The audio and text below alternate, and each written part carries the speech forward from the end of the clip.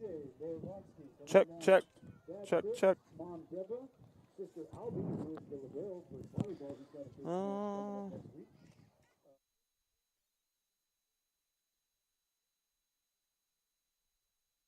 Check, check, check, check. They're going to give it to me on this side. Check, check, check, check. No? Biology, health sciences, or medical imaging. AJ Borvansky. Now, I did say these were check, check. All right, I can hear myself. Can I hear you? Testing 1, 2, 3. Check 1, 2. 1, 2. Check 1, 2. These are your seniors. Let's give them a hand and take some pictures. I can't hear you. I can hear myself. I don't know if you can hear me. I don't know if you need to or not. These are your seniors from St. Mary's. Let's see if for the multiple years of support you've given them, for all the rides to practice, all the dirty clothes you had to wash, all the shoes you had to buy, all the grumpy kids who had sore aches and pains. How about a hand for all the parents of these kids? If you're a parent of a sports kid, you know what I'm talking about. St. Mary's seniors on senior night. Thank you. Testing. Coming up in just a moment, we'll have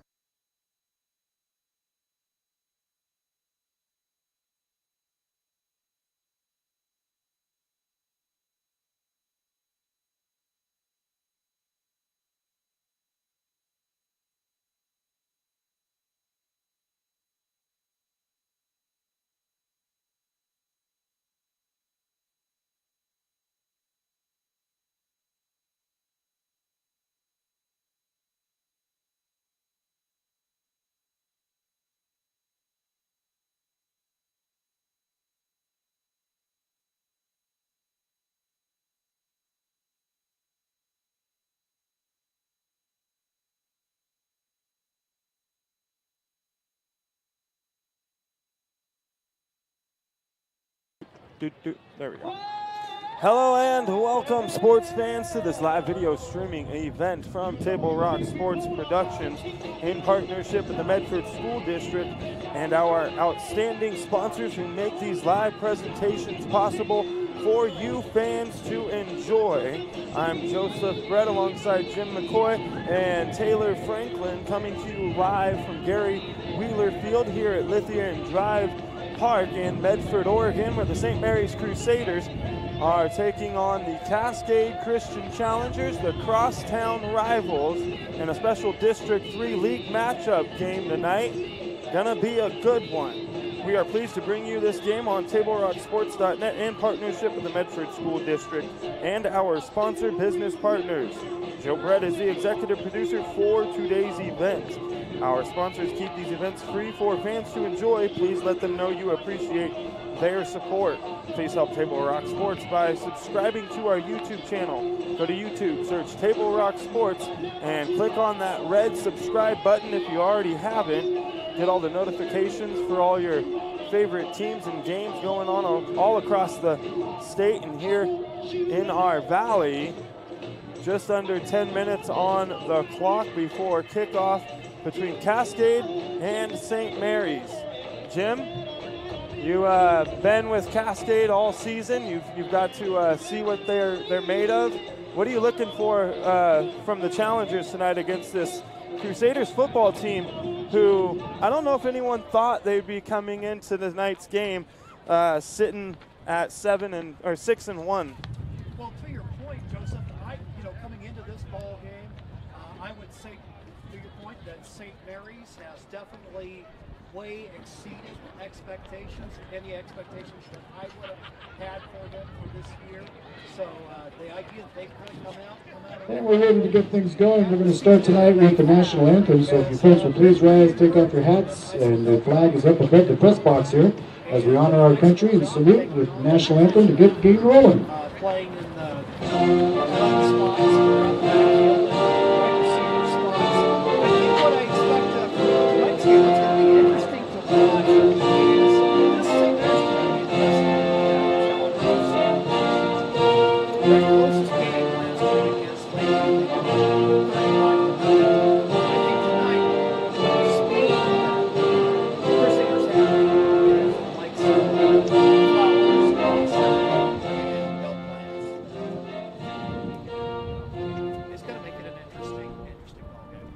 Yeah, as you mentioned, Tyson Del Planche coming in. He plays the cornerback position on defense. That's usually his main position, along with a little bit of wide receiver last year. But a first-time quarterback has never played it a day in his life. Never once in pads as he got under center and taken on that role. And he's done a fantastic job this year. You know, first-year quarterback issues have plagued them for a couple of weeks prior to last week, and they had some tight games because of it. But this St. Mary's defense has shown that they're no joke this year. South Umpqua got, I think, 35 on them earlier in the season, and that's the most that's been put up on them all year. They were the first team to hold the Lancers under 40, so I'm excited to see what their defense does against this high-powered Cascade offense, who has shown so far that nobody's able to slow them down. Well, I think the thing that I'm going to be watching for Cascade tonight, because there will be some speed that the Crusaders possess that the Challengers haven't seen, is what is the battle in the trenches going to be like? Often that is where your games are won or lost.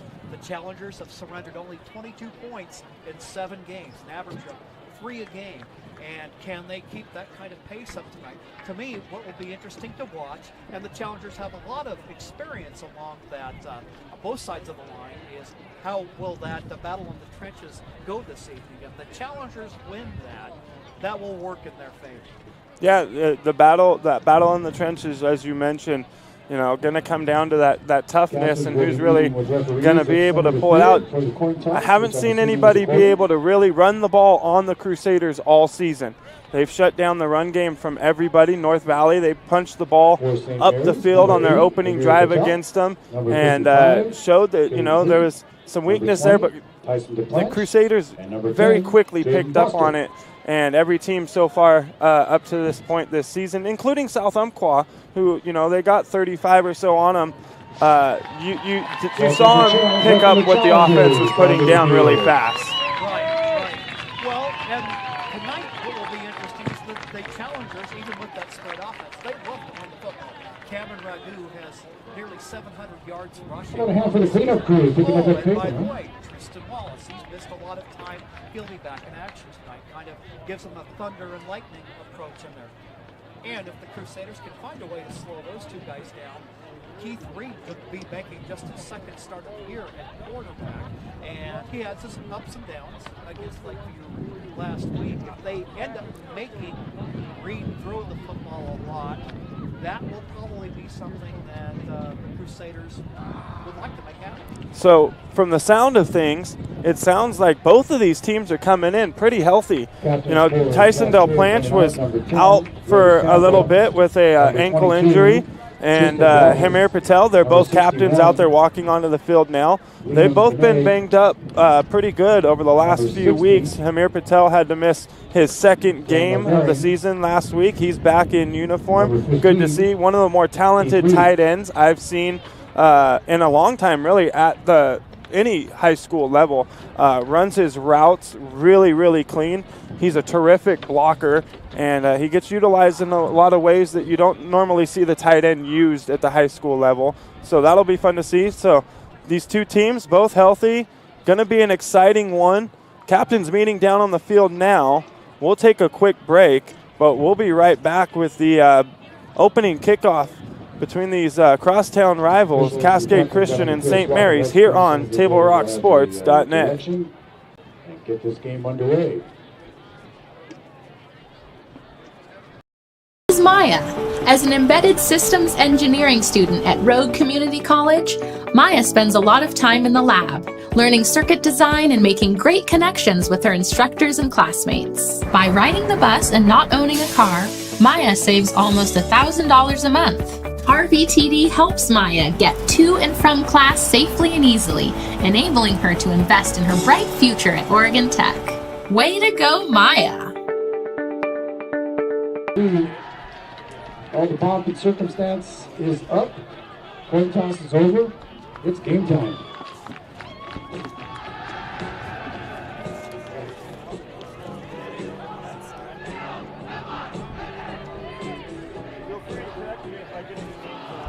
Okay, here's a Graylick, ragu, like the spaghetti sauce, scaglione,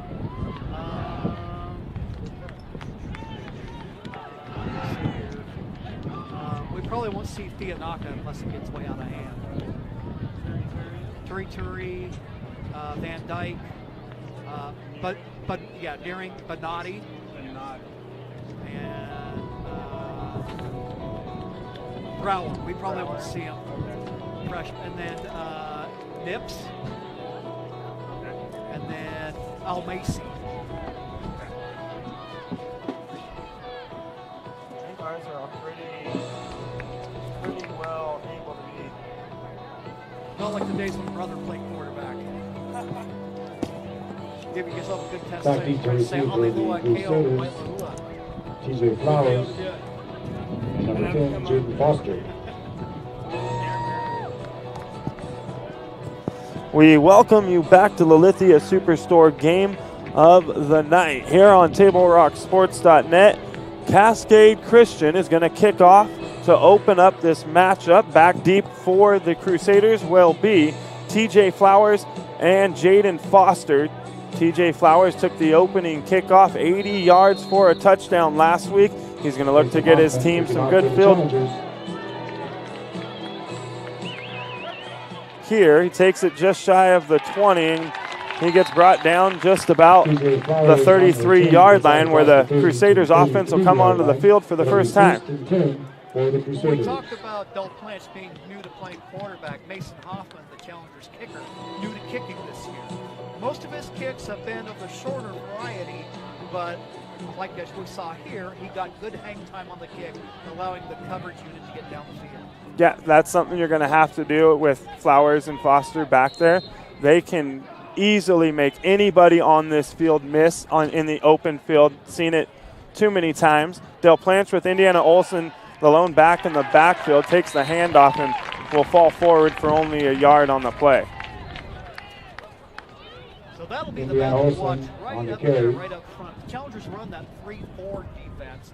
Typically, you'll see big Matt Moses right in the middle of gain of a yard. It'll be second down and 9. He's one of the lone Ball at the 34. Still recovering from injury, and so we won't see him this week. Two receiver set for Del Plants. He's going to drop back and throw the screen pass to Flowers.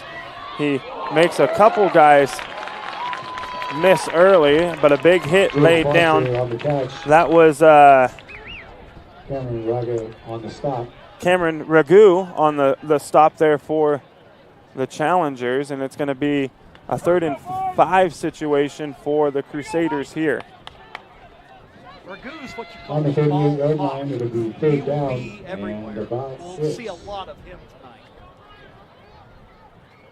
Handoff to Indiana Olsen. He's going to be tackled from behind on the play, and it's going to be 4th down for Jackson Turcheri on the stop, Crusaders. bringing down the runner, Indiana Olsen. Curry making the stop. Gonna bring up a 4th The down. guys up front. He's been the guy that's probably been their most aggressive defender and the most successful in terms of making. St. Mary's going for it here on 4th down. They're going to fall forward, and they're not going to get it. But that's probably something they're going to have to do tonight. They know they've got a challenge with this Cascade football team. And if you can get as many first downs as possible, take some more time off the clock and keep the ball out of Cascade's hand, you're going to give your defense a whole lot more of a chance to come up with, the stops that they're going to need to give the Crusaders even a chance tonight to win the football game. They'll make the stops needed, but how long can they do it against a high-powered offense like Cascade? Well, and that call tells me that Coach Young has some confidence in his defense. The snap here is taken. It's going to be a run up the middle. Still on his feet and breaking a few tackles. That's Cameron Ragu, and he picks up a Cascade Christian first down. Got the first down. You know what's crazy? Down to He's the 31-yard averaging line. nearly 1st and 16 10. yards a carry. Wow. One of these days he's going to have a game where he gets 100 yards and 10 carries, and his average is going to go down. That's a heck of a stat there for Cameron Ragu. Going to be someone this Crusaders defense is going to keep their eyes on through the evening. Keith Reed throws the screen pass to his running back, Tristan Wallace. Wallace going to be brought down after a gain of 5, but a flag on the play. Catch and run. Typically where that holding penalty is going to come into effect. And Challengers have been generally successful. Penalty flag on the play back at the 27-yard line. Never had a problem. It's been with the holding calls and typically out on the edge where maybe a slot receiver blocking might get to And I think that's probably where they're going to have to play most of this run game tonight is on the outside. St. Mary's really good at just, keeping their position and not really getting moved around a whole lot. So if you try to run up the middle on them, somebody's going to get their hand in there and at least slow you down a little bit. The weak spot for them this year has been that outside. Quarterback keeper here. Another penalty flag is thrown. And Reed just shy of the goal line, but I think this one's going to come back as well. No, I think you're right. Reed on the carry. Another holding penalty called back at the 35.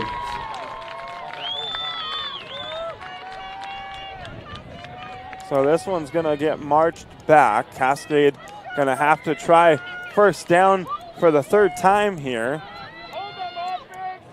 I think somebody forgot to tell the challenger you're going the wrong way.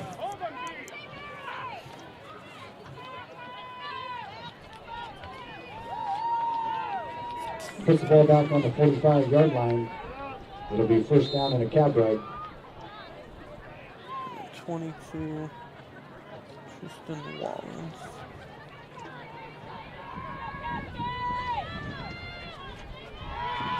So Reed, working out of the shotgun, has Wallace in the backfield with him. Man goes in motion. They're going to hand it off to the, quarterback keeper. Quarterback fooled me on that one. And Reed's good at selling that. It's not the first time he's a yard on the play. Sports guy. Reed falls forward, but only for a gain of 1, so it's going to be second down now and 27 to go. Ball on the 44, second and for 27, the Challengers. They're going to have a four receiver set here. Reed will have his lone back Wallace Ragu in the backfield with him.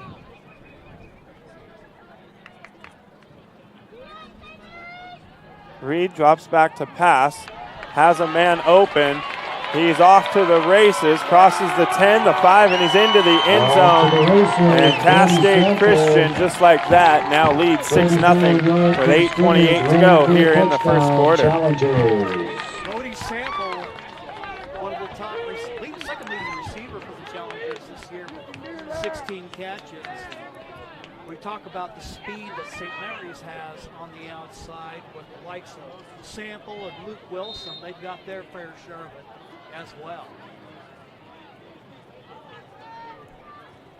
Point after attempt by Mason Hoffman. Mason Hoffman on to attempt the extra point. Keith Reed will be the holder. The kick is up and the kick is good. And with 8:28 to go here in the first quarter, the Cascade Christian Challengers lead St. Mary's 7-0. You're listening to Cascade Christian St. Mary's football here on TableRockSports.net. We'll be right back right after this.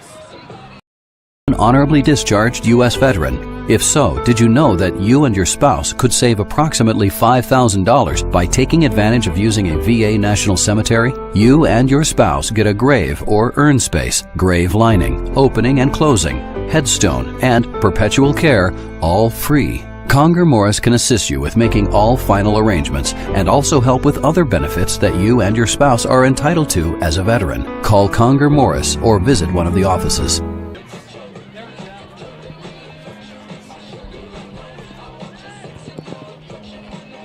Welcome back. Cascade Christian gets on the board here early with a 59-yard touchdown pass and run to Brody Sample. This kick here taken by TJ Flowers. He gets across the 30 out to about the 32-yard line. The St. Mary's offense back onto the field for the second time. They went for it on 4th and about 3, 5. The last time out on the field, they weren't able to convert the first down. They gave the challengers good field position, and they turned that into 7 points. They're going to look to have a better drive this time downfield. Del Planche has Indiana Olson, the lone back, in the backfield. We're going to have a couple men shift. Flowers is going to come into the quarterback position here. He's going to take the snap and keep it himself. Cascade, though, not fooled by anything.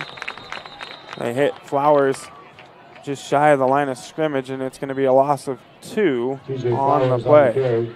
Well, the key for the Challengers defensively on that play is they got good penetration there on the line. Loss on the play back to the 30-yard line. That's going to bring up a lot of these same guys second down playing football tonight have run up against and Flowers and those guys in track and field, and so they know he can get up and go, and if you're going to get him, you got to take care of him early. And that's who we thought we would probably see at the quarterback position coming into this year. He played the backup role to Eli Haynes last year, and it was Tyson Del Planche stepping up big time for the Crusaders. But Flowers has got his fair share of time operating at the quarterback position this year, just like we saw there. And in some of those games that are a little bit lopsided, he comes in with another sophomore, and they share the time usually in the second half. So nothing we haven't seen before. Definitely capable of getting the job done. Good run there by Indiana Olson, sets up 3rd down and 5 for the Crusaders. The ball spotted on the 38-yard line. Del Planche back to pass, screen pass to Foster.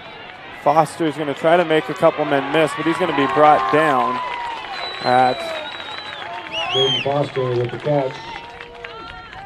Brought down by a Swallow White. the 37-yard line, so it'll be a loss of 1 on the play for the Crusaders, and they're going to have to punt this one away. They don't want to give the ball back to Cascade here at the 37-yard line. No, not a good idea to give them too short of field. It's interesting. Sample scored that touchdown. Today's his 18th birthday. So celebrating in fine fashion this evening. Sample will be the guy back for Cascade. He'll take the ball and be brought down by TJ Flowers. Flowers was right there in his face when he made the catch, so wasn't really going to go anywhere, but a good job to corral the ball and not drop it or make any mistakes with the man coming up on you. Cascade now bringing the offense back onto the field after the quick touchdown on their opening drive. They'll have it at the 28-yard line with 6:02 to go here in the first quarter. Don't plan to do exactly what you want to do in that situation. Kick it, get it high enough, long enough, get down there. As you see there, Bob's with the speed. Stop Sample from doing anything. So Keith Reed is going to have Cameron Ragu in the backfield with him. Man goes in motion, comes back across the handoff, goes to Ragu, gets to the outside, and he's going to be forced out of bounds at about the 47-yard line. It'll be good for a Cascade Christian first down. On the carry. Ragu was ailing a little bit last week. It's a first down, Challengers. They just said, with the depth that they have at running back, because you also have Cole Shields, they said, I think he's got a lot of bottled up energy after sitting out last week. Yeah, sometimes those games, you miss one and you come back eager and hungry to get back on track and get the train rolling again. You're coming down here the stretch. You always want to end your season strong going into the playoffs. Reed's going to drop back to pass, has his man Sample. It's caught just shy of the first down marker, and it's going to bring up 2nd down and 1. Right close to a first down. Ball at the 48-yard line. But they were trying a lot of stuff. 2nd down and 1 with 5:30 to go in the first quarter. I like the idea, if I'm looking at it the way a Challenger fan would, the fact that what he's doing, they're doing a lot of short stuff, a lot of underneath stuff to get them on track. Yeah, and that's something I think these St. Mary's fans and people that follow them might want to see them do a little bit more here coming down the stretch is find some of those checkdowns and make those completions and get the ball moving downfield when you're struggling. When they're struggling, they're definitely struggling.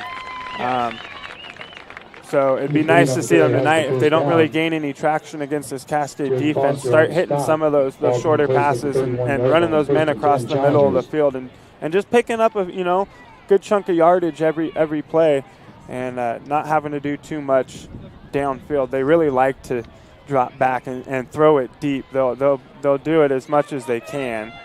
Right. They had, I think, 3 that went over 65 yards for a touchdown last week.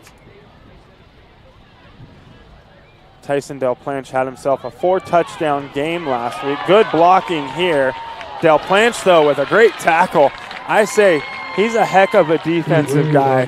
He loves to hit people. If you've ever seen him on the basketball court, he's wild and crazy, and he brings that energy out here on the football field. And, I was talking to his mom a few weeks back, and she goes, "You wouldn't think it, but Tyson has more concussions playing basketball than he does playing football." Well, that tells you a little bit of something about the mentality. That he's one of those guys, kind of like Keegan Sean was for Cascade, that he preferred playing defense on. Reed's going to drop back to pass here, has his man in the back corner of the end zone, but overthrows him. He was trying to find Peyton Maurer there. And it's going to bring up 2nd down and 10. The Challengers can pick up a first down there close to the 3-yard line. So the chain's still standing over there on the far sideline. Not quite 1st and goal. 4:10 to go here in the first quarter. Reed has lone back in the backfield. They're going to hand it off. Oh, they fooled me again, fooled the defense, but somebody was there to make the tackle on Keith Reed. It's going to be a loss of 3 on the play. Driving him back to the 14-yard line. I think that was Rex Smith that 3rd down and 12 sniffed out Reed. No good defensive read by St. Mary's Crusaders.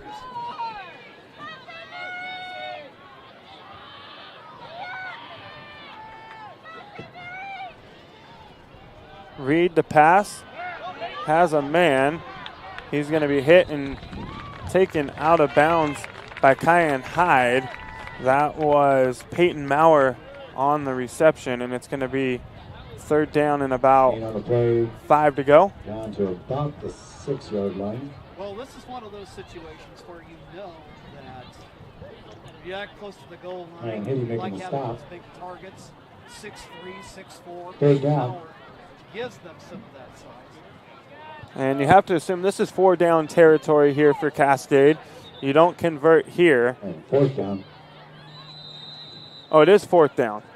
I thought that last one was 2nd, and we're looking at 3rd down here, but it is 4th down. 4th and 4 to go for the Challengers, and they're going to go for it on 4th down. And nothing hurt if you don't convert or if you don't pick up that first down. Right. You've got the Crusaders pinned back deep in their own territory, so.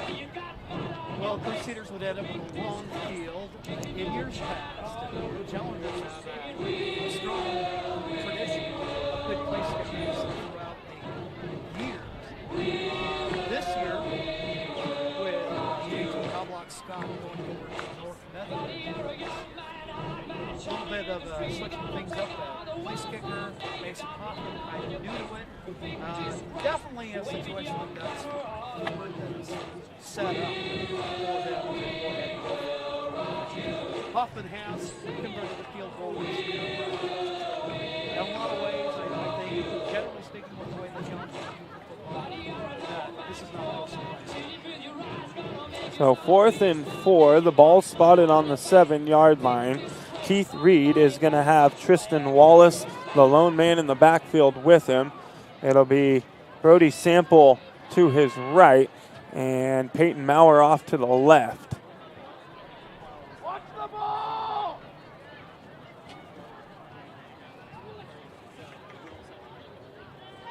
Sample's going to go in motion.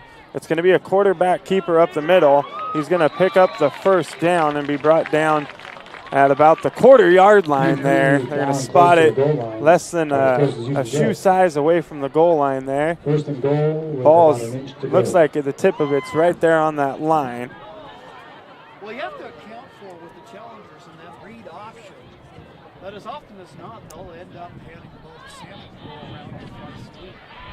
But here, Reed, good running quarterback. So first and goal, handoff here up the middle, and it's a touchdown for the challengers. Tristan Wallace finding the pay dirt. Tristan Wallace saved his first action since the second week of the season. He was out on the touchdown, Tristan Wallace. For several weeks. It's got to feel good for him to be back out on the field. Mason Hoffman in to attempt the point after. So with that touchdown, the challengers now leading 13-0, pending the extra point from Mason Hoffman.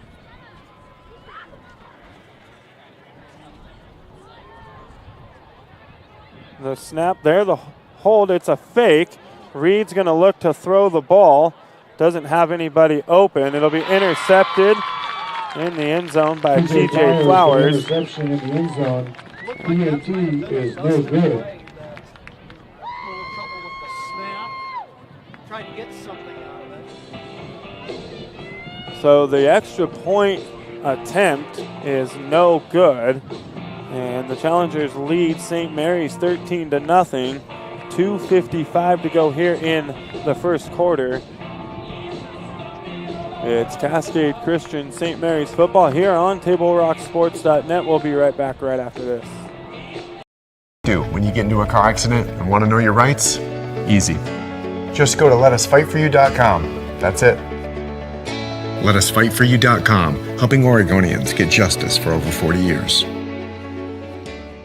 It's Jeep Adventure Days going on now at Lithia Chrysler Jeep Dodge of Medford. We're stocked up on a great selection of new vehicles from Chrysler, Jeep, Dodge, and of course Ram trucks. Choose from our great selection of new Jeep Gladiator 4x4s or test drive a new 22 Ram 1500 Crew Cab 4x4. And remember, we've added the convenience of test drives from your home and an online process to purchase and deliver your new vehicle. During Jeep Adventure Days, you'll save big on every new vehicle in stock only at the Lithia Chrysler Jeep.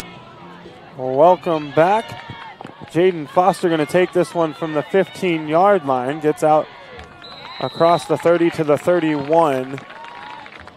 And the offense comes back out. Tyson Del Planche and company looking to get on the scoreboard here. Trailing by 13. Still in the first quarter. For St. Mary's at the 31-yard line. 2:48 to go in the first quarter.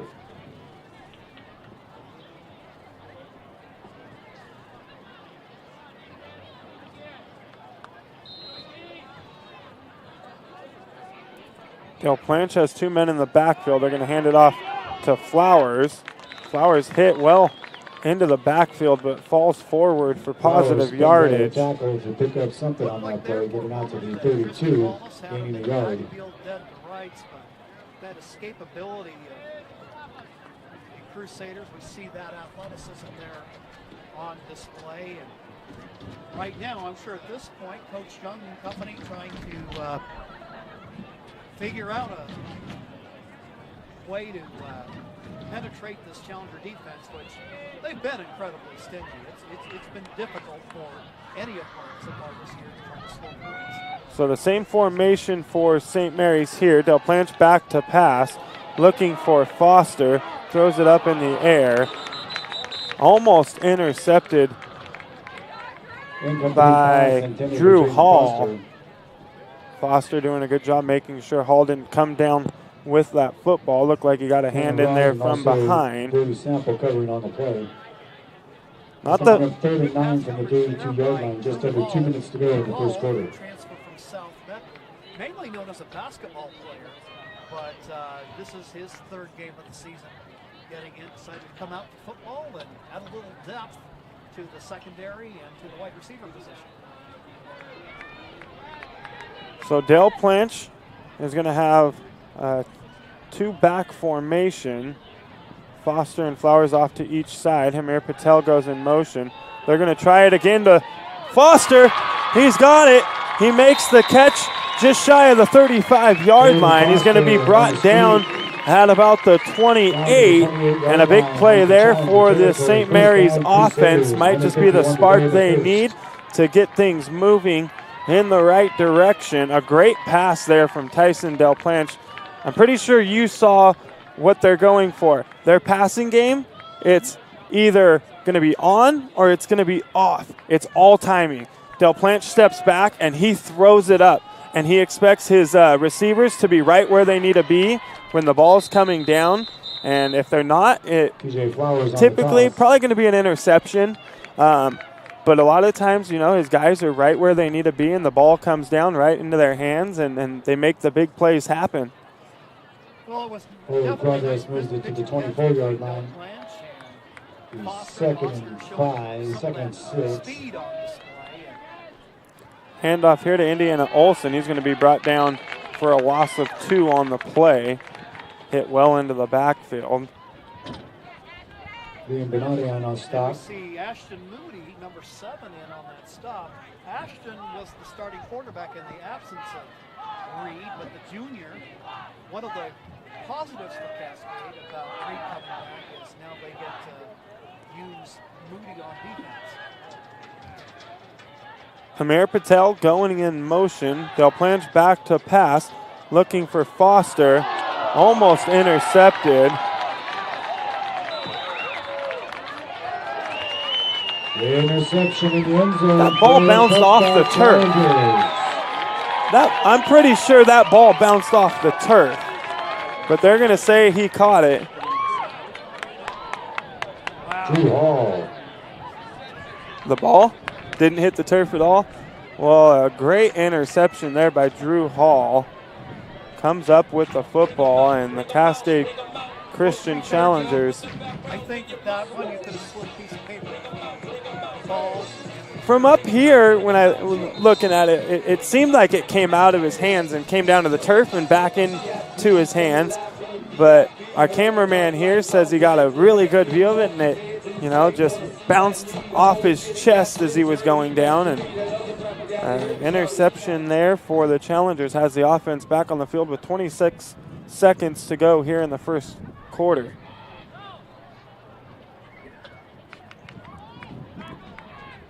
Reed going to hand the ball off.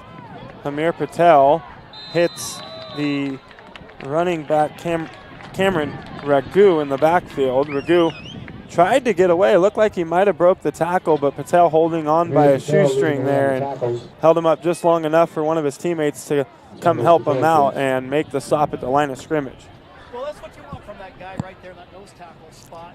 You know, occupying. And that brings us to the end of the first quarter. How about a hand for both these teams giving us some good football here on a nice, cool, crisp night.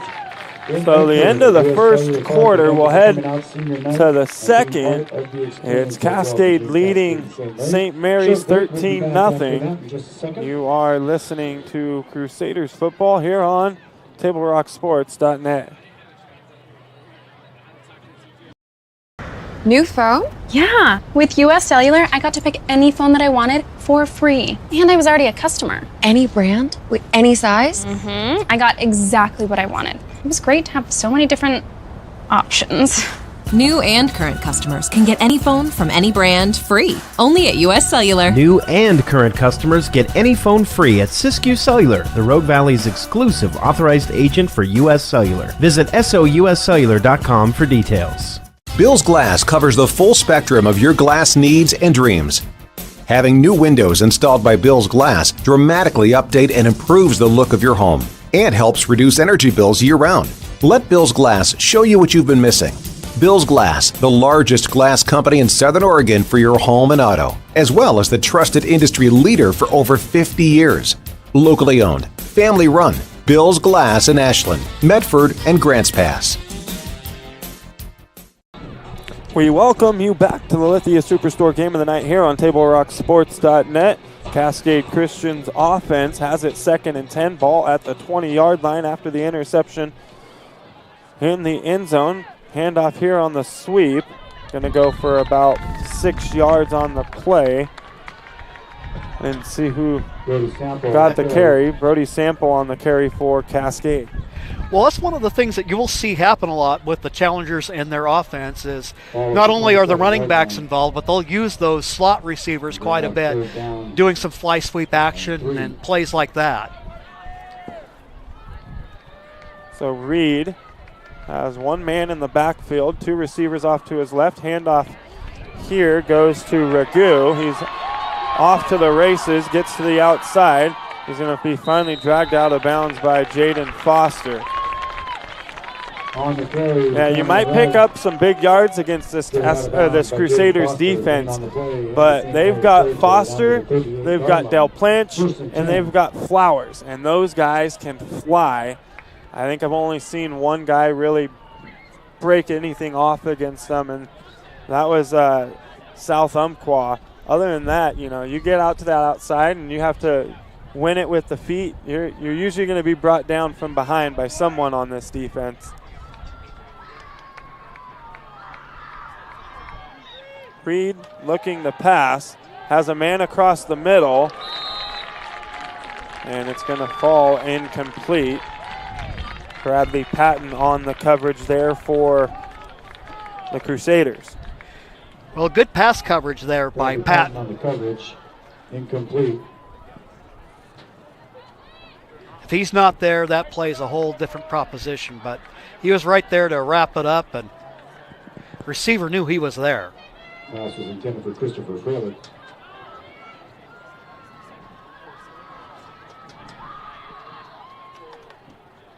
You see how tight the Crusaders defense is set up with that formation there that Cascade was running. I'd like to see him, Flowers over here on the far side. He's just off that outside shoulder. I'd like to see him even get a little more outside. Force that outside receiver to stay inside, and then that gives you the opportunity to make sure that run game doesn't come onto the outside, which has been that weak spot for their defense all year long. They really haven't been able to contain the corners too much, so I'd like to maybe see them just spread it a little bit more, especially if Cascade's going to keep running those sweeps to the left and the right. Reed takes the snap, back to pass, has a man open. Del Planche going to make the tackle, and it's going to bring up 4th and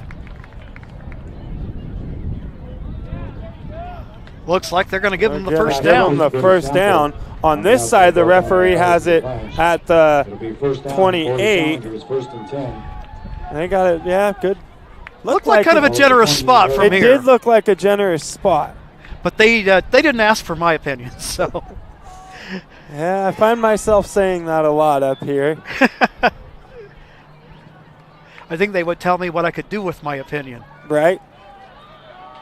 The polite way to do that, they'd tell you, go get a uniform on and get down here and do it yourself. I've had a few of them tell me that in my time around you sports. And me both. You know some of these guys for long enough growing up in the Valley, and you can kind of joke and play with them, and sometimes they take it, and sometimes they're like, well, you think you can do a better job. Well, I'm happy to take it off and give it to you right now.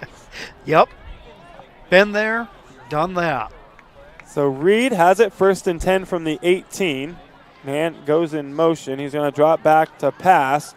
Has one open across the middle, and it's going to be, I think he got in there, but they're going to say he's down just shy. I think when he got hit, that ball crossed the goal line there, but they're going to spot him just shy, and it'll be 1st and goal, 9:11 to go here in the second quarter. Well, playing that spread offense at quarterback, it's all about decisions that quite often you have options on every play, and it's about picking the best one. And right there, Maurer almost punches it in right there, but a good pass by Reed. And that's what me and Taylor were just talking about, at the end of the quarter is, we'd like to see Del Planche step back and not always go to his first option that he may have in his head to go to. Step back and wait a second and look for some of those second or third options, down the field. A running play there I didn't see who got in. Was that a touchdown? And I believe, now they've done this all year long, though, on a series. I believe that was Bryson Jackson, the starting left guard tonight. They put him in the backfield, and they let him come in. And they've been doing that every game this season. Jackson Terry's got one. Liam Benatti's got one. And Matt Moses has one. So now it looks like Bryson Jackson, who's actually a converted wide receiver playing on that O-line, gets his chance. So the Challengers trying to make up for the last extra point try. Going for 2 here. Reed's going to run it. He's going to get hit just shy of the goal line, and it'll be no good. A big hit there. Looks like it was Rex Smith meeting him at that's Kyan Hyde down there. Met him at the goal line. Good pursuit defensively. Kyan Hitty doing a good job right there of reading the play and sticking with Reed and then pushing him back right as he gets ready to cross the line.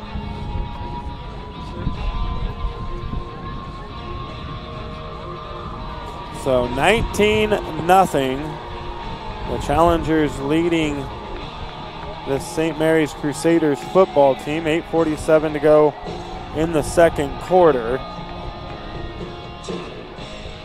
Folks, today's game brought to you in part by Avista Utilities and our friends from Pinnacle 365, fueling your adventure to see 21 pilots in Portland. Download the Peak Rewards app to earn free fountain drinks and coffee. Today's game also brought to you by Schlesinger, DeVilleneuve and Attorneys with practices throughout Southern Oregon and the Southern Oregon Sports Commission's Know Your Role campaign, promoting respectful and civil behavior at youth sporting events.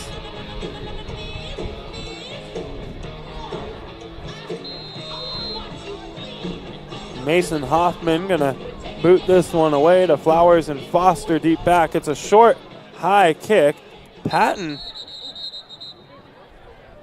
he didn't know he was signaling fair catch there. He was just saying, I got this one. Back away, guys.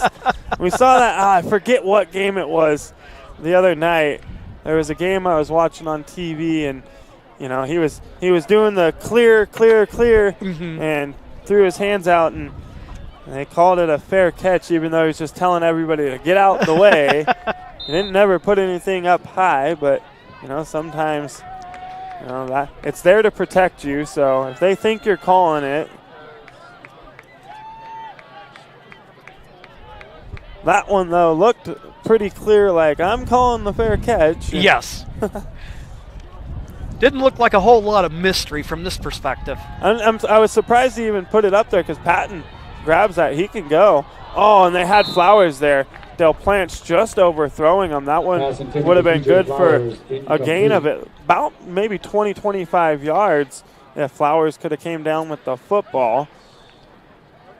Well, he had him open.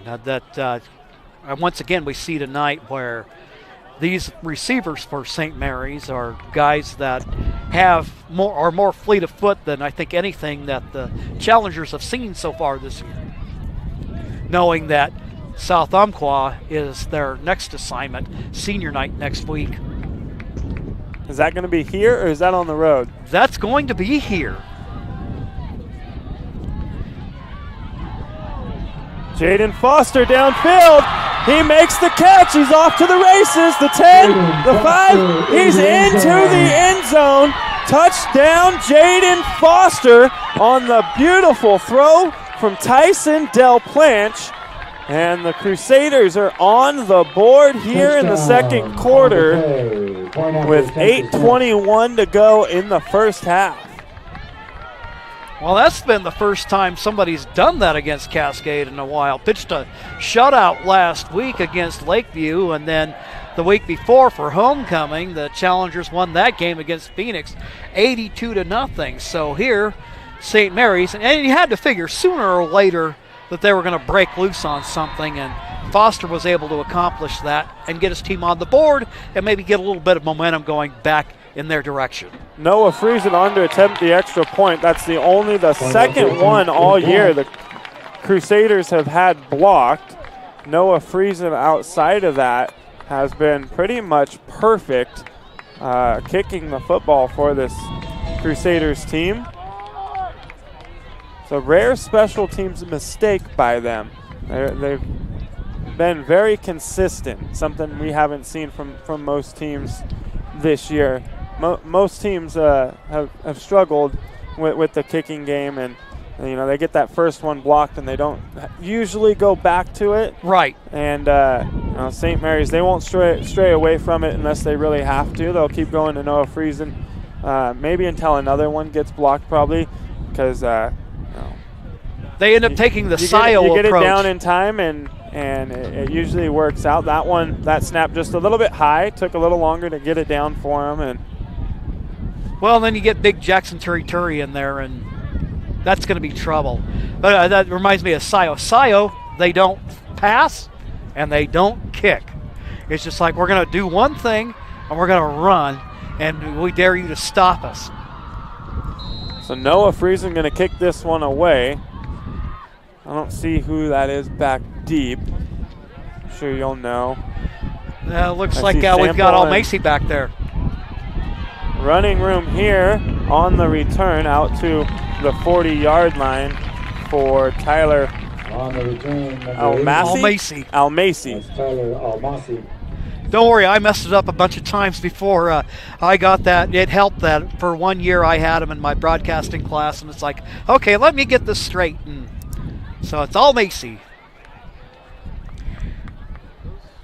And he's another one of the guys on this, both sides of the football tonight, that you'll see running track and field in the springtime. So Reed is going to have Cameron Ragu in the backfield. He'll take the snap. They're going to give it to Ragu, trying to get to the outside.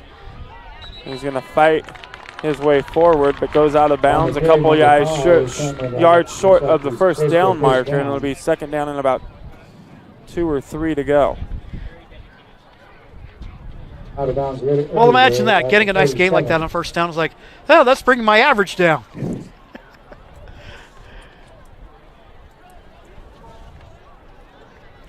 Reminds me a lot of several years ago, about 10, 11 years ago, Challengers had Brandon Williams, and that kid could just flat out scoot. Difference is Cameron Ragu's got that 6'2" height to go with it. Handoff here goes up the middle to Ragu. He's going to pick up a first down. Across the 50 to about the 48-yard line. 47 is where we're going to spot it.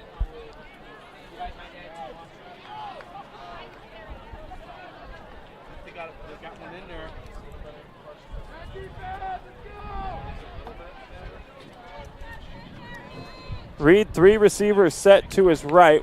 1 off to the left is Sample. Lone back in the backfield. They're going to give it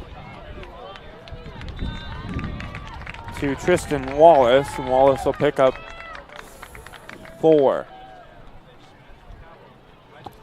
Well, I think one of the, we see that the Challengers mix things up with their backs. I would have to imagine that one of the challenges for just about any other team in the league is the whole question of depth, that you get your guys, especially if they're playing on both sides of the ball, that they really start wearing down by the second half. Pass here, and it's going to go out of bounds. They're going to mark that as a backwards pass. Could have been picked up by the Crusaders there, but looked like it just took the wrong hop and went off their foot and out of bounds. And it's going to be a loss of about 8 or 9 on the play. And it's going to bring up 3rd down and long now for the Challengers. This time they're going to go 2 receivers set on each side.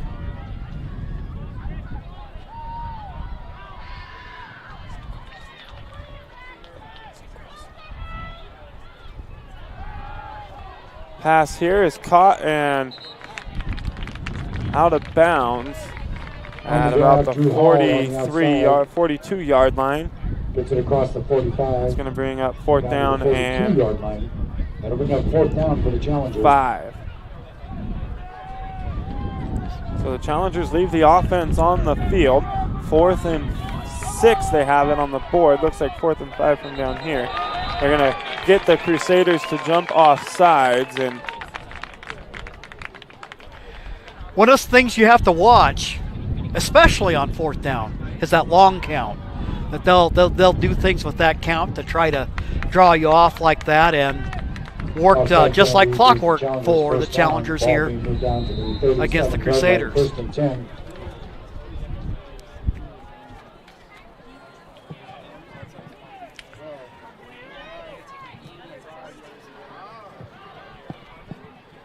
so after the penalty, 1st and 10, ball spotted on the 37-yard line.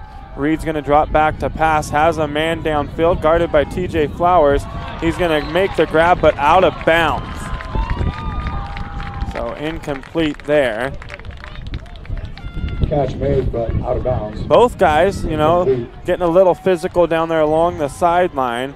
I thought we'd see a flag come out there, but I think it went both ways, so yeah, they let the play go on. Well, I think that'll probably be something that they'll watch and just kind of let the players play up to a certain extent. Yeah, Flowers didn't get his head back and turn around. He had a hand on him there down the sideline, and then he got a little push there at the end, and you know, it goes both ways, and you let him play on. And good call there, just to let him go up and try to make the catch. Yeah. The next play goes for 9 yards, so it'll be 3rd down and 1 now. Ball's on the 27-yard line.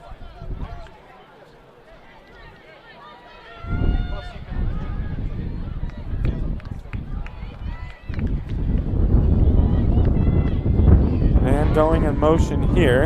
It's going to be a handoff up the middle. Cameron Ragu on the carry. Gets down just shy of the 10-yard line. See a good burst of speed there, and if there's going to be anybody that's going to halt him up, it would be Jaden Foster. So it's going to be 1st and 10 from the 11. Reed's going to take the snap, hands it off to Ragu, sidesteps a couple of defenders and brought down inside the 5-yard line. Sometimes you think a speed guy doesn't like a lot of contact, but you could see on that last play just how he came into the Crusader defender, that he relishes it. I definitely wasn't afraid of getting hit there, trying to run over a defender and find the end zone. Indiana Olsen kind of the same way. He's not as fast, but he's definitely got some good speed. Yes. And not afraid to be physical at all. I've seen him run over countless players this year. Just drops the head and gets his shoulder into you, and next thing you know, he's 10 yards down the field before being brought down. Well, and he looks like another one of those guys, much like Del Planche, that he likes being on the defensive side of the ball to get the hits. Oh yeah, Indiana Olsen, probably one of the leading tacklers on this St. Mary's defense. 1st and goal from the 1-yard line for the Challengers. They're going to hand it off to Ragu again. He's going to get stuffed just at the goal line, and they're going to say it's 2nd down. Well, a good job on the interior of that Crusader defense, just really closing off that hole and not giving Ragu any place to run. Yeah, and they will hit you if you try to run the ball up the middle against them.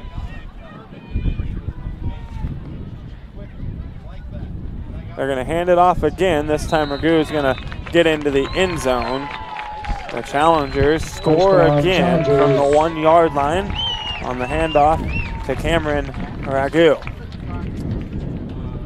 For Cameron Ragu, that's his 12th touchdown rushing for the season. He came into the game with 620 yards on the season, and definitely working on adding to that this evening. So the Challengers going to go for 2 again, leading 25-6.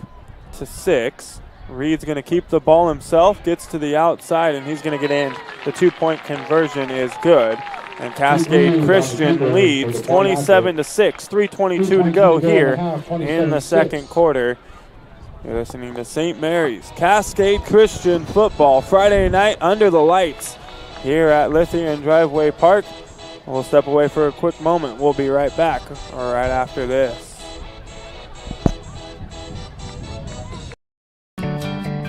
It takes meticulous planning,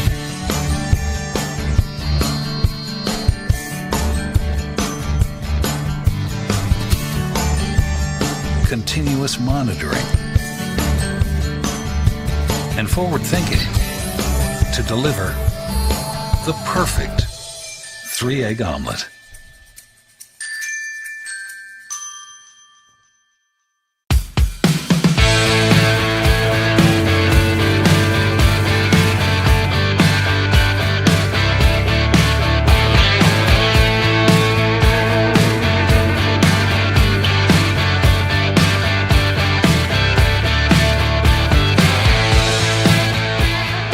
Come enjoy the... We welcome you back to the Lithia Superstore Game of the Week. Jaden Foster receives this one at the 20, gets across the 30 out to about the 36-yard line, and the offense for the Crusaders back onto the field. The rain's starting to come down just a little bit. 3:14 to go here in the first half. St. Mary's would love to find the end zone and not leave Cascade any time on the clock to potentially score again before the half. Go into the half leading possibly, trailing 27-13. That wouldn't be too terrible for this Crusaders football team. I think they'd be feeling okay about that, considering what Cascade's been doing all season. Get a chance to stem the tide a little bit. Del Planch went to go throw that one. Almost looked like it slipped out of his hands.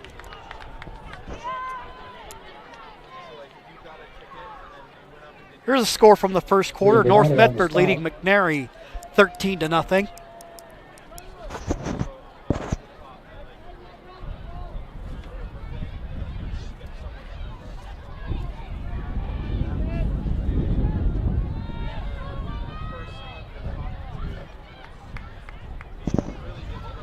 South Medford beating Roseburg 25-0.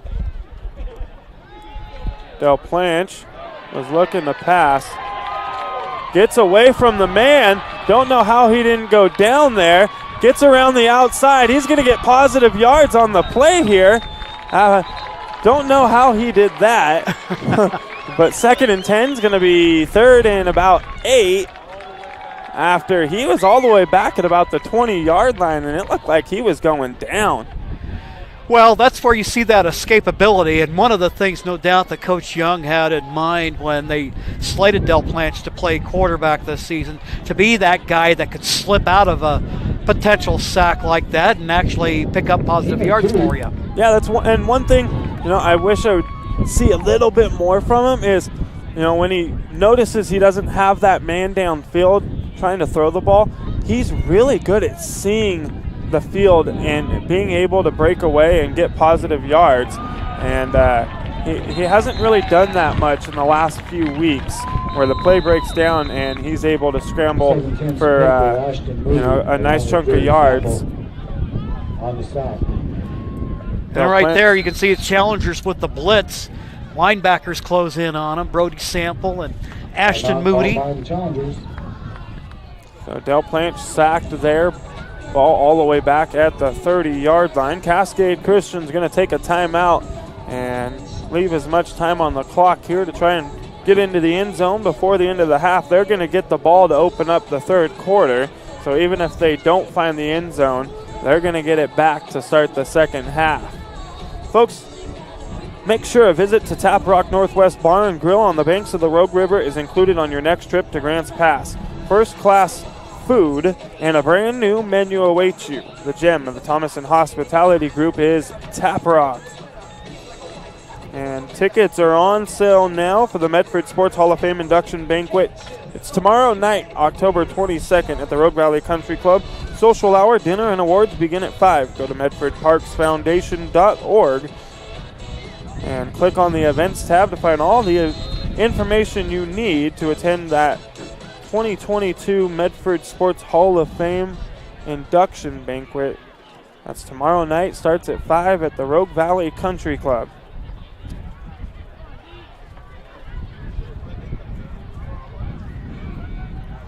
Dale Planch kicks this one away. It takes a good St. Mary's bounce. TJ Flowers down there to down it at about the 27-yard line. And the ball gets down at the 27-yard line. It'll be 1st and 10 for the Challengers with 1:53 to go in the half. 1:53, that gives them a little bit of time to maybe put another TD on the board. And I think certainly for that Challenger defensive unit, they feel like they've been challenged a little this evening with the touchdown pass with the score by St. Mary's. And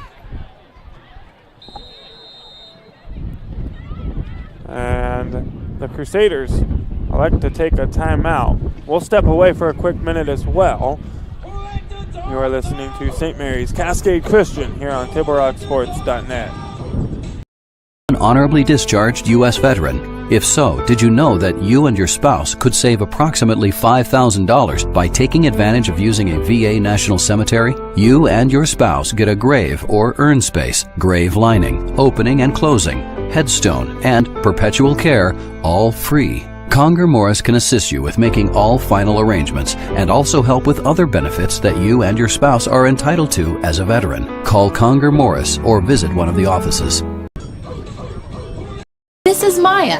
As an embedded systems engineering student at Rogue Community College, Maya spends a lot of time in the lab, learning circuit design and making great connections with her instructors and classmates. By riding the bus and not owning a car, Maya saves almost $1,000 a month. RVTD helps Maya get to and from class safely and easily, enabling her to invest in her bright future at Oregon Tech. Way to go, Maya! Welcome back to the Lithia Superstore Game of the Night here on TableRockSports.net. 4 receivers set for the Challengers. Reed's back to pass, looking for a man downfield. Not a good throw, but it's going to be caught. A big gain there for the Challengers. That one caught by Peyton Maurer.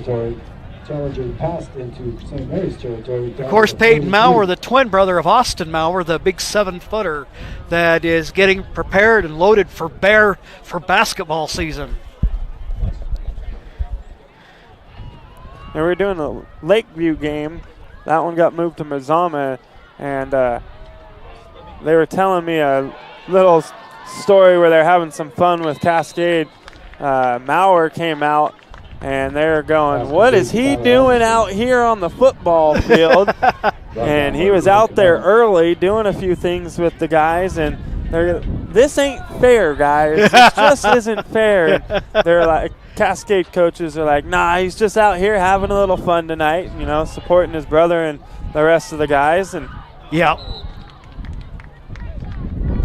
Well, definitely some athletic bloodlines. Their grandfather, Andy, founded the Cascade Christian football program. A lot of people may not remember. Crusader fans will remember when this Holy Bowl used to be Andy Maurer against Dick Maurer, coaching way back in the day, and that's where a lot of this rivalry got started. And then Andy played in the NFL for 9 years. Marty ended up playing at OSU and played in the Fiesta Bowl against Notre Dame when the Beavers crushed the Fighting Irish. That's not something you say every day. 3rd and 4, Reed back to pass, has a man downfield. It's going to be caught at the 10-yard line. Cascade knocking on the door again here. 44 seconds to go in the first half. They lead by 21. Reed is going to have Ragu in the backfield. 3 receivers set, rolls out to his left, looking to throw. Has a man there, and it's going to be caught. A penalty flag, though, down on the field in the backfield. Holding is going to go against the offense. And they're going to bring this one back. And that wasn't a good spot to commit the foul, considering it's from the spot that they're going to march it back. And that one was well in the backfield there. The call against the offense. Repeat first down. No, those always hurt. And you always hate it when you see a good play undone by a penalty, but it happens. So instead of having the touchdown, it's going to be 1st and goal from the 24-yard line. Reed, the pass, has a man. It's going to be thrown short. It goes off the turf and incomplete. Pass on the outside. He had a man down there. Peyton Maurer once again open. 2nd down. Just couldn't get it there. I like the route running that I'm seeing from this Cascade receiving core. They're pretty precise on the routes that they run, and they've got guys breaking to the outside. They got guys coming across the middle, and giving St. Mary's all the different looks tonight. Reed back to pass again, has a man across the middle, and it's going to be caught. He's into the end zone for a touchdown. Yeah, Drew Hall. Good catch by Hall there. Had to come back across his body going into the end zone to make the grab. As I understand it, he did play football in middle school, but last year while playing at South, he just focused on basketball. But you wouldn't know that he had any time off by the way he's played since he's come on this season. So the Challenger's going to go for 2 once again. Reed has nobody in the backfield with him. It's going to be a 5-receiver set. And Cascade Christian going to take a timeout. 11 seconds to go here in the first half. It's Cascade Christian 33, St. Mary's 6. You're listening to Crusaders Challengers here on TableRockSports.net. When you get into a car accident and want to know your rights? Easy. Just go to letusfightforyou.com. That's it. Letusfightforyou.com, helping Oregonians get justice for over 40 years. It's Jeep Adventure Days going on now at Lithia Chrysler Jeep Dodge of Medford. We're stocked up on a great selection of new vehicles from Chrysler, Jeep, Dodge, and of course Ram trucks. Choose from our great selection of new Jeep Gladiator 4x4s or test drive a new 22 Ram 1500 Crew Cab 4x4. And remember, we've added the convenience of test drives from your home and an online process to purchase and deliver your new vehicle. During Jeep Adventure Days, you'll see. We welcome you back. The Challengers elect to bring out the kicking unit. This one's up and it is good. So instead of going for 2, they take 1, and they now lead 34-6. The Crusaders will have 11 seconds on the clock to try to find the end zone. It's going to be a little difficult for them. They're probably going to just have to run it back. A lot of times, if they have just a couple seconds, they'll let the clock run out and head to the half and try to figure things out and come back a different team and challenge these Challengers and try to make this a little more interesting. Their defense definitely will be a little bit different at the half. Yes. Their second half defense has been pretty much just shut down all season long. They get a chance to go in and really talk about things. So I'm excited to see what the defense does in the second half against Cascade Christian. Now that they've got enough looks at them and they can come together as a group and really talk things over. I know they gave up quite a bit to South Umpqua in the first half, and then I think it was only a few there in the second half for the Lancers. And again, we see the hand come up. This time it was Indiana Olsen. He was trying to tell his teammates, I got this one, but you get it up there. They're going to call it, and they're going to whistle it dead. And you think you would have learned from the first one, but they do it again. 10 seconds on the clock. And we'll see if the Crusaders try to just throw one up downfield. Del Planch is going to have Olsen in the backfield. Flowers and Foster are off to his left. They take the snap. They throw it deep Flowers not able to get there. 6 seconds still on the clock here. Pass intended for TJ Flowers, incomplete. A lot of coverage back there, kind of a 3-on-1 type of situation. And that's one of those situations I was mentioning. I think Del Planche knew where he was going to go with that, and he was trying to hit Flowers. And I think if he would have just taken another second, he would have seen Foster on the lower route here, made a completion maybe about the 50, and got a timeout and gave herself a real chance to throw it deep into the end zone. Del Planche here, screen pass.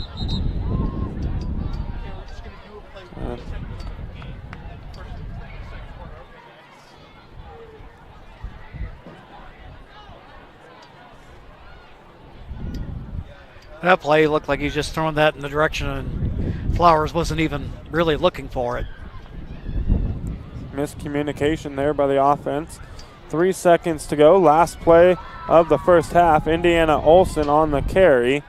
And he's going to be brought down at the 33-yard line. And that'll do it for the first half of play. We go into the break. It's Cascade Christian 34, St. Mary's 6.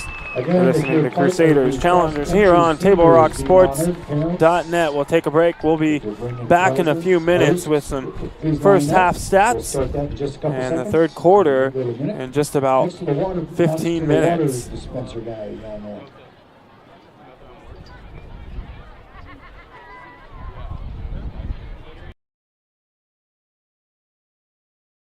Hi, welcome to St. Mary's School. I'm Alea, a junior. And I'm Corin, a senior. And we wanted to give you a quick tour of our amazing school. Come on!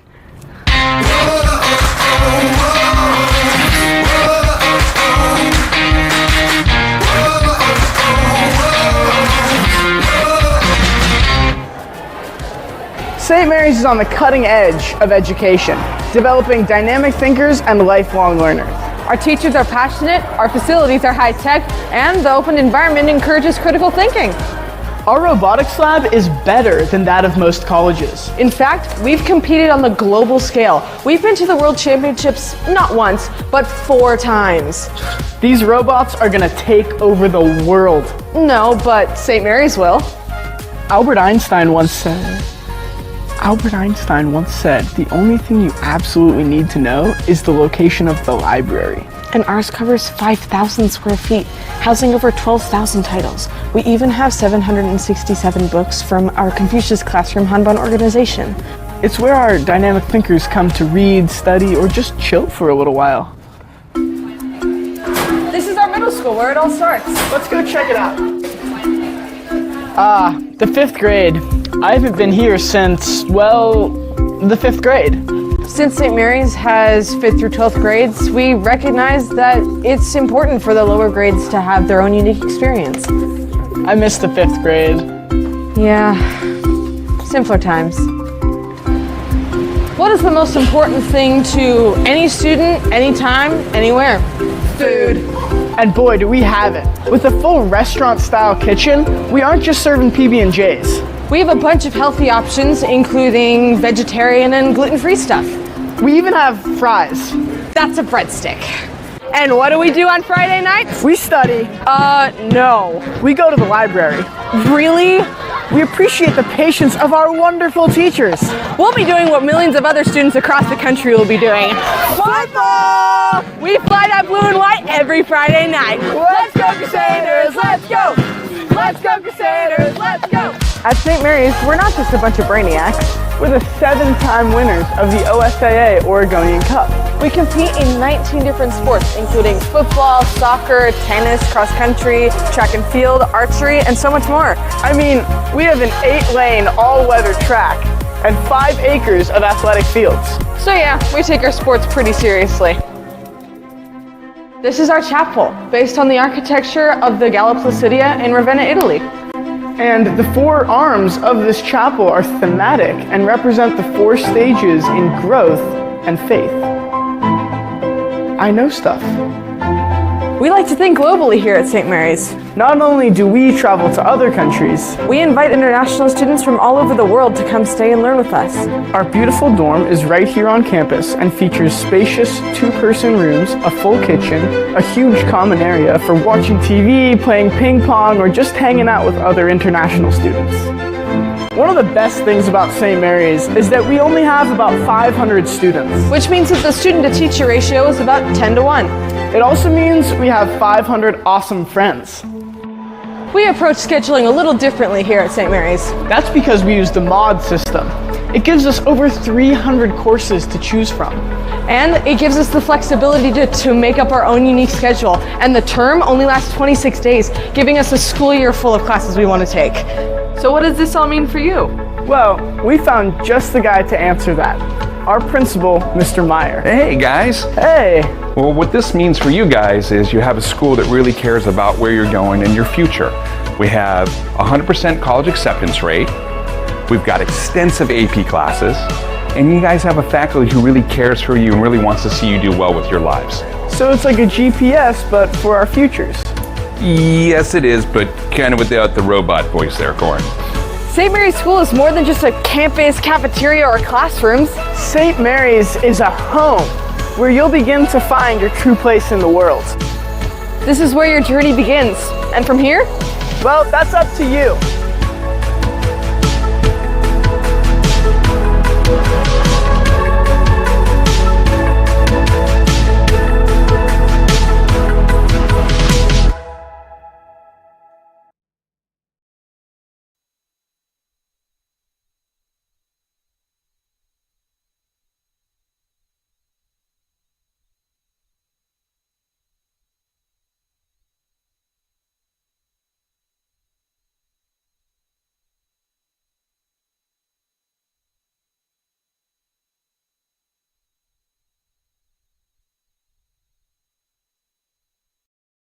New phone? Yeah. With US Cellular, I got to pick any phone that I wanted for free. And I was already a customer. Any brand? With any size? I got exactly what I wanted. It was great to have so many different options. New and current customers can get any phone from any brand free, only at US Cellular. New and current customers get any phone free at Siskiyou Cellular, the Rogue Valley's exclusive authorized agent for US Cellular. Visit souscellular.com for details. Bill's Glass covers the full spectrum of your glass needs and dreams. Having new windows installed by Bill's Glass dramatically update and improves the look of your home and helps reduce energy bills year-round. Let Bill's Glass show you what you've been missing. Bill's Glass, the largest glass company in Southern Oregon for your home and auto, as well as the trusted industry leader for over 50 years. Locally owned, family run, Bill's Glass in Ashland, Medford, and Grants Pass.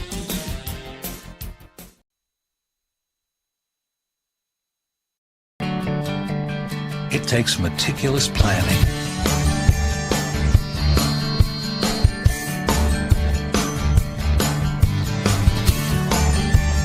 continuous monitoring, and forward thinking to deliver the perfect 3-egg omelet.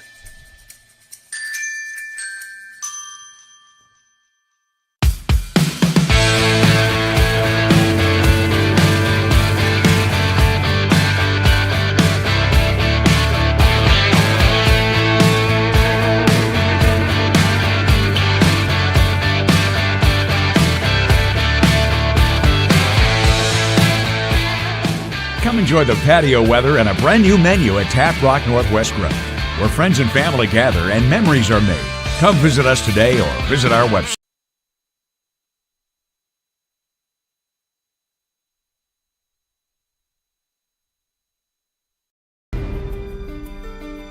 Choose a company that best represents you and our local community. Choose a company that focuses on relationships rather than transactions. Choose a company that empowers their employees and provides growth opportunities from within. Choose a company that shows compassion and rises to the occasion in times of need. Call a John L. Scott broker today.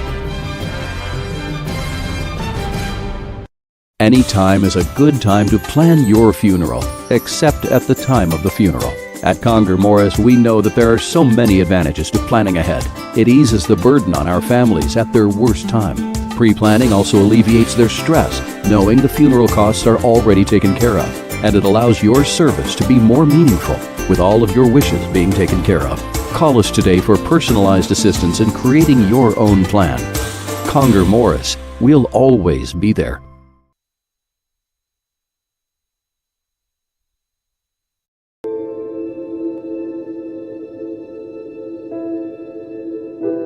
Dear Dad, today was hard. You know how much I love you, and you know how much I love sports.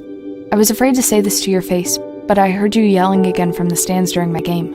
You were shouting at the coach, the refs, even the other parents. It embarrasses me when you yell at everyone. It really stresses me out. I love sports, I love to play, and I love my team. I want us both to enjoy the game, win or lose. But we can't if you always lose your temper. I hope you can cheer for me and the other players. It's about more than just the score. It's about us all enjoying the experience. I hope you can join me for my next game. I really want you to be there. Love, Katie.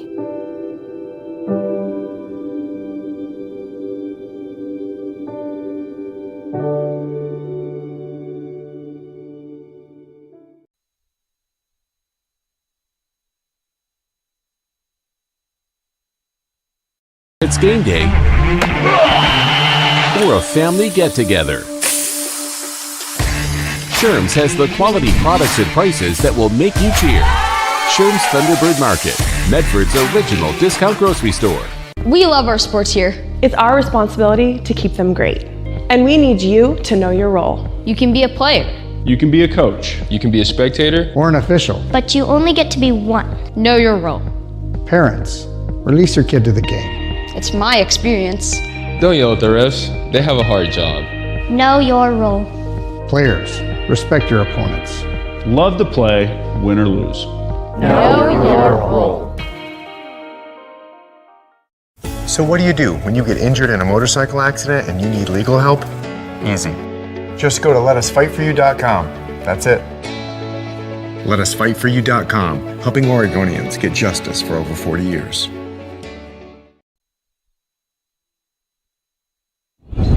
We welcome you back to the Lithia Superstore Game of the Night here on TableRockSports.net. It's Cascade leading St. Mary's 34-6. It's been all challengers in the first half. We've seen a couple of good things from this Crusaders football team, but they've not been able to put it together in bunches. It's been a couple of big plays here and there. And outside of that, Cascade's defense has been doing their job. Well, one thing you can say for sure for St. Mary's, you see some of that athleticism on display this evening. The one long touchdown pass to Flowers in the ball game, and you see little bursts here and there. I think probably one of the things that I was looking for coming into the game, and I think has continued to be maybe a little bit of a challenge for the Crusaders, has been that battle there in the trenches in the line. And we saw late in the first half where the challengers unleashed the blitz a couple of times, and it gave the Crusaders fits predictably. Right, and not many teams this season have even shown the blitz game on the defensive scheme against the Crusaders. So having to pick up that extra guy or two, and you haven't really done that a whole lot this season, just in a couple places here and there you've seen it, but seeing it like this, they're not probably as prepared as they could be if they were seeing defense like this all season. But the caliber of defense that they've seen this year, definitely not that of South Umpqua or Cascade Christian. So the Challengers doing a good job there. They've got 34 points through the first two quarters. That's courtesy of Brody Sample, who got the first score of the evening. It was a 59-yard touchdown pass there in the first quarter. They followed that up with a 1-yard touchdown run from Tristan Wallace. Wallace found the end zone put the Challengers up 13-0, and the extra point opportunity, don't know if it was just a play gone bad, or they tried to go for the fake there or not, but the extra point opportunity didn't go as planned. So it was 13-0 after the touchdown from Wallace. And then the big man Bryson Jackson getting in on the action, found some pay dirt in the second quarter, and then it was Cameron Ragu with a 1-yard little touchdown run for the Challengers. That was their scoring in the first half. On the other side, the lone touchdown this evening for St. Mary's was that deep 74-yard touchdown pass to Jaden Foster. And they're going to need a whole lot more of that here in the second half if they're going to want to fight and battle back into this football game. Like I mentioned earlier, St. Mary's second half defense, I mean, they haven't had to really shut anybody down in the second half because they've had some good leads. And, only a couple of games there for 2 weeks that really were close at all, and that was because turnovers plagued their offense. Those were teams, their offense very easily, instead of putting up, 19 points, they could have easily put up, 35, 42 points, but the turnovers plagued them. But their defense in the second half of these games really just stepping up, and I'm interested to see some changes in different schemes they might throw out there against Cascade just to kind of mix it up a little bit. Well, I think, when you have a team that goes down, and you're talking about how the Crusaders played in the second half against South Umpqua, what that does tell you, it tells you a lot about the character of your football team, that even if they're down, they dig down deep and they play till the clock runs out. Yeah, there's no giving up in this Crusaders football team for sure. They've got some heart. They've got some drive. The game's not over until the scoreboard says it's over. And so still a lot of exciting action to go here at Gary Wheeler Field. This is the home field for both of these teams. Cascade Christian plays here as well. And they'll switch off every year with the home team, and we'll switch off with the broadcasts every year, just depending on, who the home team is. So, this field, nothing new to either of these teams. They play here all the time, and the extra 3 minutes went up on the board, so just 2 minutes to go here until second half action gets underway, and the Challengers are going to get the ball to open things up. Cascade started the game with the football, St. Mary started the football game receiving the football, so the Challengers will have it, looking to extend on that 34-6 lead. We'll take one more break before the second half gets underway, and we'll be back in just a couple of moments with more Cascade Christian St. Mary's football here on TableRockSports.net. What is a getaway? Is it leaving the familiar behind, or discovering a place that feeds your hunger, where passion sings, food is a culture, and every performance demands an encore?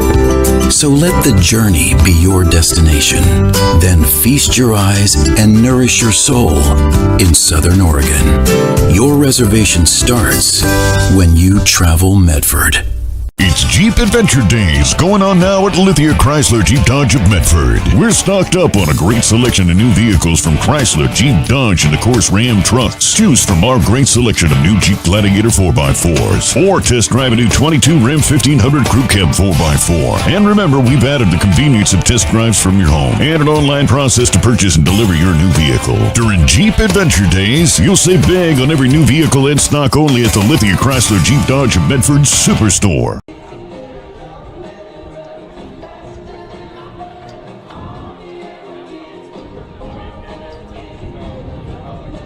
This is Maya.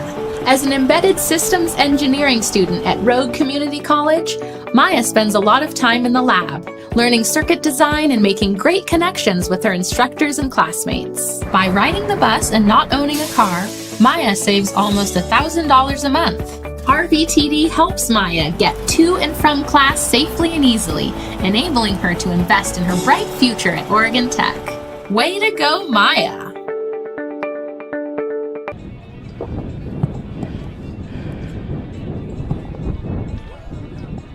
We welcome you back to the Lithia Superstore Game of the Night here on TableRockSports.net.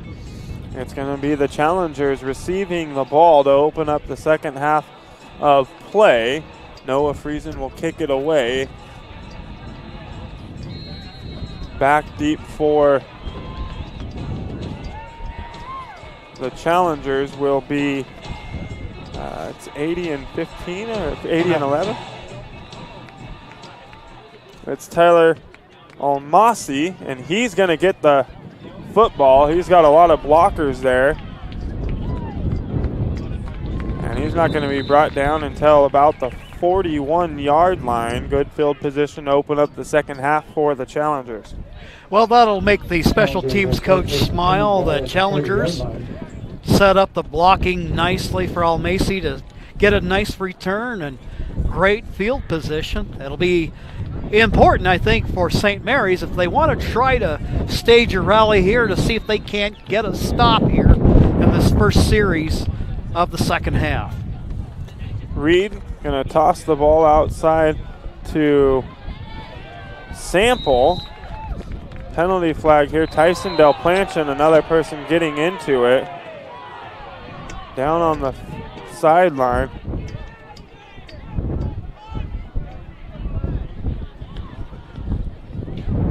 Fans didn't like what they saw from Del Plancha, but that one I think was both sides. Rivalry game. I didn't see who he was mixed up with there, but you know he had Del Plancha down there trying to get up and giving him the old from the low pull and grab, and then Del Plancha, you know, he's one of those guys. He's not going to have it. No. He really doesn't stand for anything like that, and you know. You've probably seen it on the basketball court. Oh, yeah. He can get a little feisty really fast, and you know, but maybe that's what his teammates need to see him, like, you know, bring that energy, not the reaction you want to see out of one of your players, but right. You know, this is one of those games where tempers are going to start to flare up a little bit, and another flag down here on the field on back-to-back plays. We saw this in the first half with Cascade. A couple of holding penalties back-to-back forced them.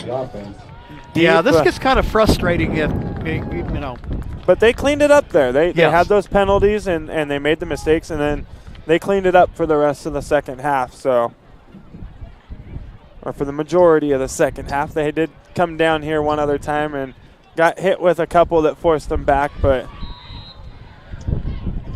Well, these are definitely the things that you want to make sure are cleaned up before the postseason. If you're thinking big picture, you're thinking long term. You don't need that kind of stuff slowing you down in a tight game. So Reed going to work out of the shotgun on a 4-receiver set. Handoff here. It's going to go to the outside. It's Ragu. He's going to get wrapped up by a couple of St. Mary's defenders. That's Patton's brother, Spencer Patton, Bradley Patton's brother there, along with, who was that in there with him? I think that was Ethan Cano in there with him on the tackle.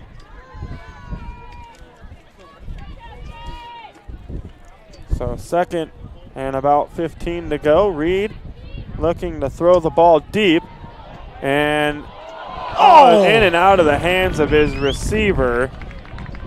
That was Freilich wanted that. Freilich, That'll bring up third down.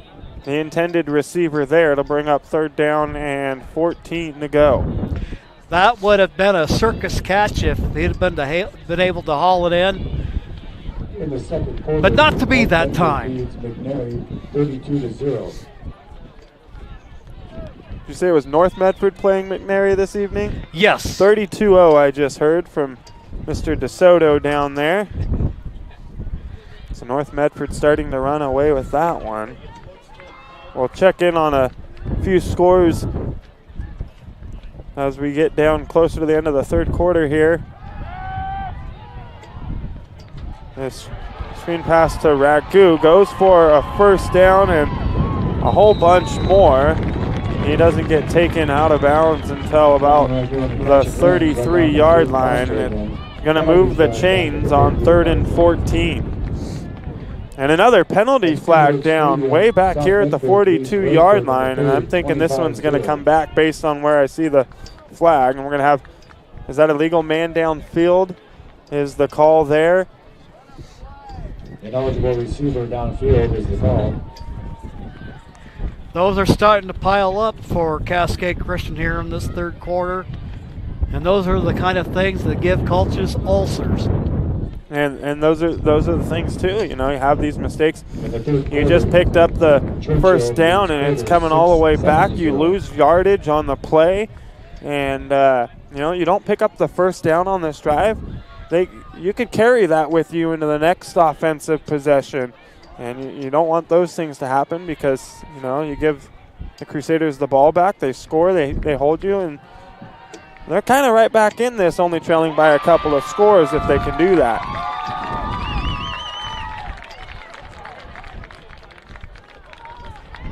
Rex Smith and A.J. Borovansky there in on the sack, and it's going to be 4th and long for the Challengers. Well, now you're going to see Cascade Christian do something that they've not had to do a whole lot of this year. Because you know what you call punter in this offense? Unemployed.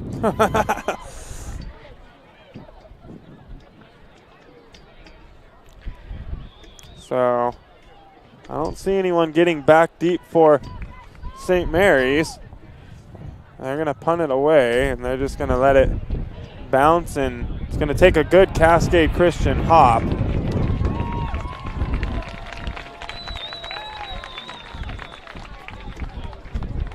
And it's going to be down at about the 18-yard line, a 51-yard punt for the Challengers, and the offense for St. Mary's onto the field for the first time here in the second half with 8:45 to go in the third quarter.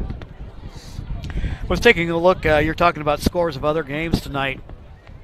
Sheldon doing Sheldon things tonight against Grants Pass, just putting a whooping the Irish R on the Cavemen. Last I looked, it was a 49-0 ball game. Oh, wow.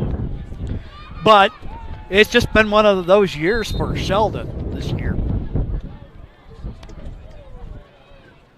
So Del Planch is going to be working out of the shotgun. He's going to have Flowers in the backfield with him. They throw it to him on the pitch. He's going to pick up a couple of yards. He'll be wrapped up by about the entire Cascade defense there, and it'll be a gain of about 3.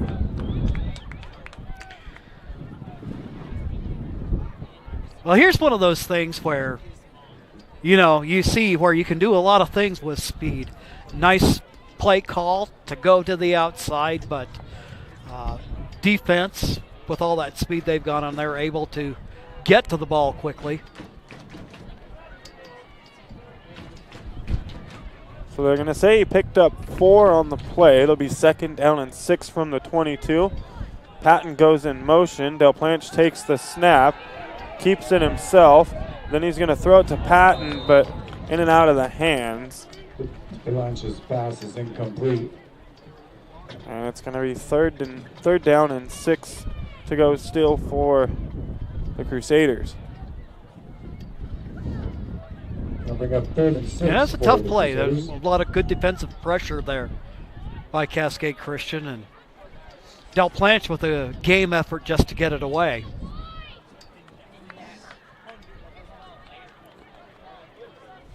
Del Planch looking into offensive coordinator Josh Aldrich down there on the sidelines, getting the play call. He's going to have TJ Flowers in the backfield with him. He's got Bradley Patton and Foster. Jaden Foster just overthrown. He beat his defender, and that one could have been another big play for the Crusaders, but Del Plante's just overthrowing his man. Tomorrow night at the Red Valley Country Club, if you're interested in attending. It was a good-looking ball from Del Plante. Sports Hall of Fame banquet. Just a little bit long on that, and like you say, could have been a big play for him. Foster had his man beat. Yeah, that's one of those. I wish he would have held on to it just a little bit longer before letting it go. And having that timing with your receivers, it's great, but sometimes it can hurt you. You step back, you throw it up, and if they're a step late, that ball's going to be deep. That takes a good Cascade bounce so that he can pick it up and run. Penalty flag there. Brody Sample, the returner for Cascade Christian, got across the 50. For basketball, Kyle Singler for basketball. In coaching, Brett Wolf for baseball. Special contributors, John Christensen as umpire, and Jerry Allen from the Ducks as sports broadcasting. That's tomorrow night, 7 o'clock at the Red Valley Country Club. Tickets are still. We've seen a lot of yellow laundry out here on the field in the third quarter. And if you're the Crusaders, you really got to capitalize on those mistakes from Cascade Christian. They just gave you the ball back after you forced, 3 penalties on the last drive. You get a penalty on the return here. You got to get this stop, and you got to come up with some points if you do.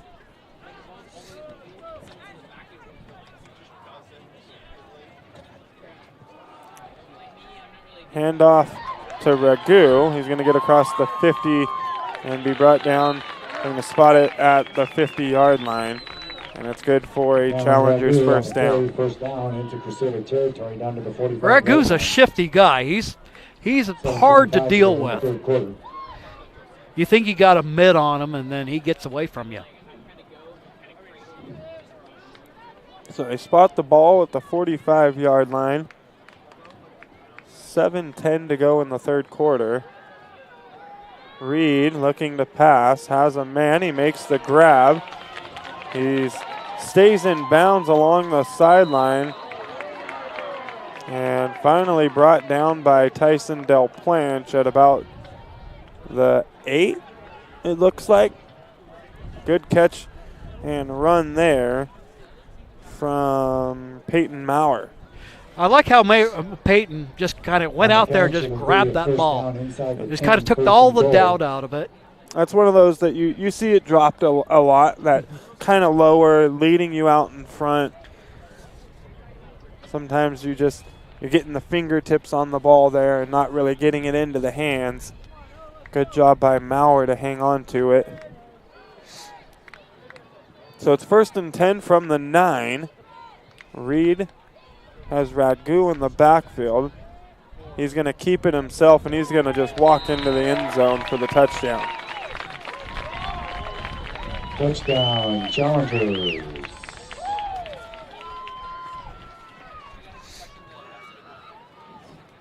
Well, that's something we've seen time and time again from Reed. He's at 6'2", 175. You look at him, and you don't necessarily think of him as being a runner, but he has been that for the Challengers since he moved into that starting role last year after the graduation of Sam Martin.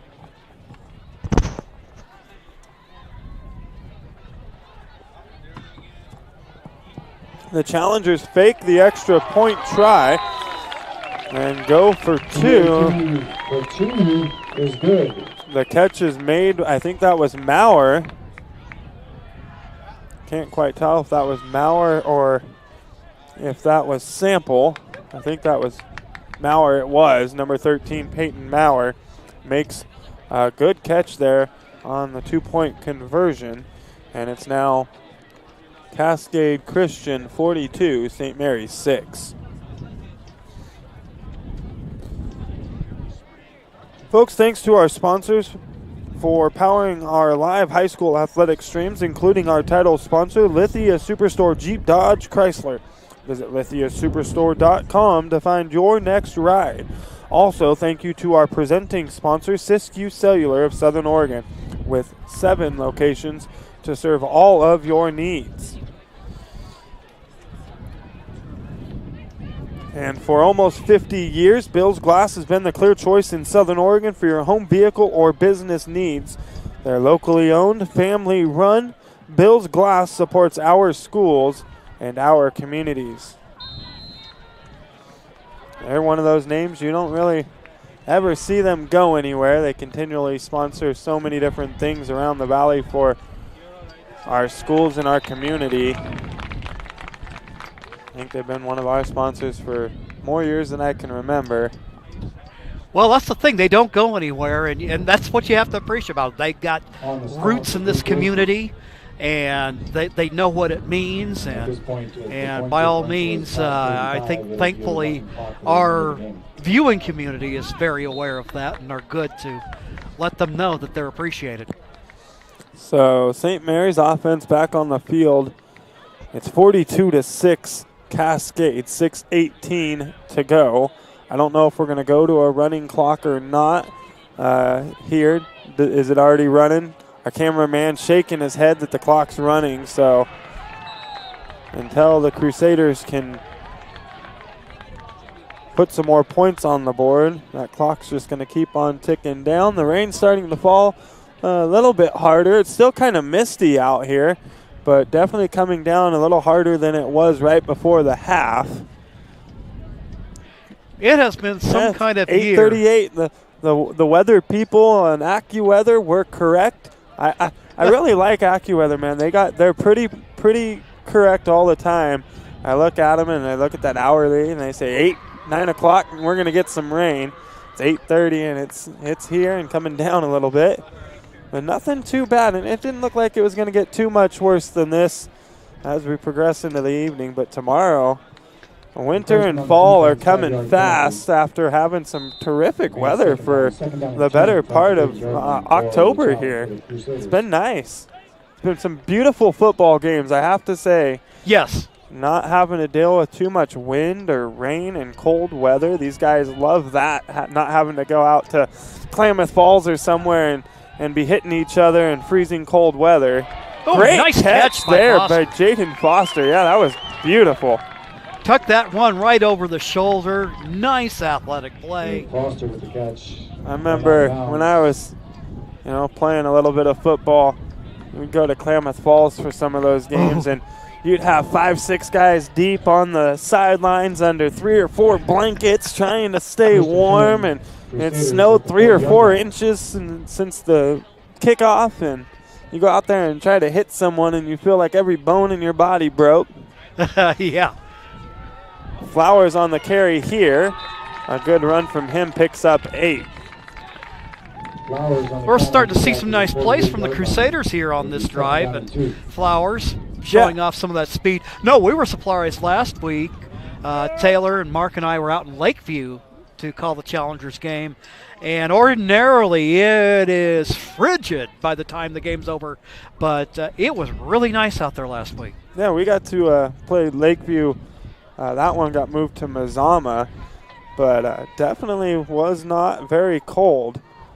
By the end of that football game, I thought it was going to be a lot colder than it was. Tip drill here ends up in the hands of Cascade Christian. And they're going to come up with the interception on the batted ball. That was Drew Hall coming down with the football and getting his offense back onto the field. It's just crazy. He has been a playmaker in very limited experience. His first game of football this season against Phoenix, he got a pick 6. Just something to say about just having that athleticism to you. Athleticism. And athleticism. And get out there and, you pretty much, a guy like that can pick a sport and go out there and play it. And oh, yeah.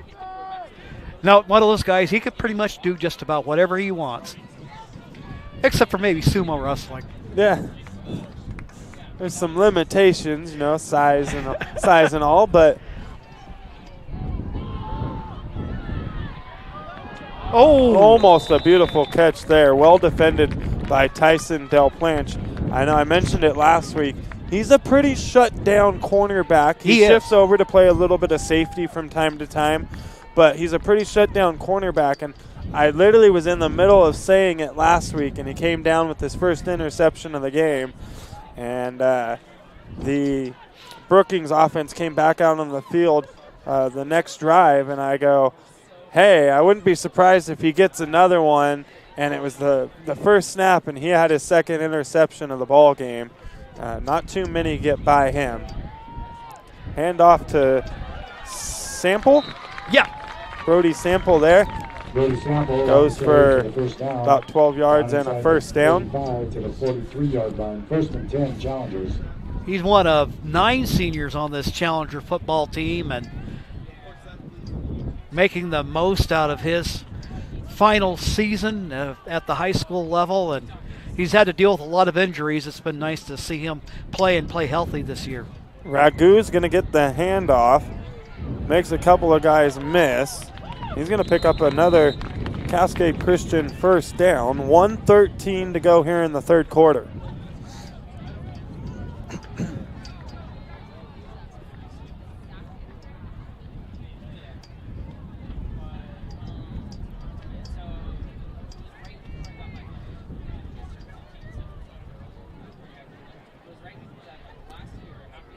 Clock ticking down now, under a minute. Ragu still on the backfield with Keith Reed. Reed's going to keep it on the quarterback keeper. Falls forward. It's going to be good for another Cascade Christian first down.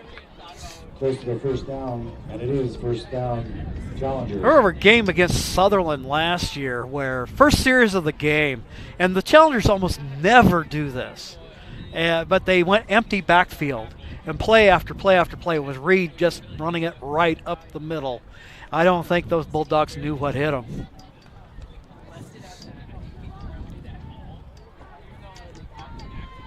Handoff goes to Ragu, and he's going to be brought down after a gain of about 2. You know, it's been nice to see, even though the Crusaders are trailing 42-6, it looks like tonight they've dug into their playbook a little bit more than they have this season. They really haven't had to dig into it too much. They've been running a lot of those, deep routes across the middle to Foster and Flowers. And if it's not them, catching it across the middle, they're just coming straight down the sideline. And then pretty much just running a lot of jet sweep. A lot of jet sweep. And they really haven't had to do anything outside of that to win ball games this year. And there's been a couple of tight ones, and I've said, it'd be nice to see what else we've got in that playbook. And, we've seen a few of those plays this evening that they're going to be able to pull out probably come playoff time. And, I see this St. Mary's, depending on who they get, I see them probably winning at least one football game in the playoffs, which will be good for them. I think this year will only be the 4th time that this St. Mary's football program has even made it to the playoffs. It's been interesting following the history of it and being a guy. Or maybe I remember 4 under Young. Or is it 4 in their history of the program for football? Well, actually, if you go back, and I can think back today, even before your dad was here in the market, but we're talking and that there was a stretch under Larry Walker. Believe it or not, there was a stretch of 3 years where they didn't lose a game. Wow. And so this is back in those days you had 1A, 2A, 3A, and then Class B, which is where Cascade was at the time, playing with Prospect and Butte Falls. But they had if you look in their gym, go look in the gym sometime, you can see there's just this real rich history. But what has happened, though, you're talking, but there was a time a little over a decade ago where they thought that they would lose the program. Yeah, the only reason I know that stat as Sample here, trying to find the end zone, gets around the outside. I think he does. He's going to get in there for the touchdown. The only reason I knew that stat is because I was down talking with Josh Aldrich and another coach last week, and one of the coaches looks to Josh and goes, how many times have we actually made the playoffs? And Josh looks at him and goes, I'm pretty sure it's only 4. And Coach looked at him like, wow, It has been a tough road, but the last couple of years they've really progressed as a football team. They've started to develop some really good chemistry, and I think that's going to continue for some years to come for this program. Well, I think definitely there's no substitute for continuity, and that has been what Jamie Young has given this program in all the years that he's coached, kind of getting them back up off the rug, because within that last 15 years that they played an independent schedule for a while, just to kind of get back in the swing of having a program once again. Because I can remember, this must have been back to 2010 season, that they got midway through the year, and they had to fold up shop. They didn't have enough players to keep going. They had what few players they had got hurt, and it's just like, well, we're just going to have to call a timeout on this. And and even last year, that kind of happened to them. They had a lot of guys banged up. Eli Haynes was banged up. Bo Aldrich was banged up. Del Planche, I think, was banged up.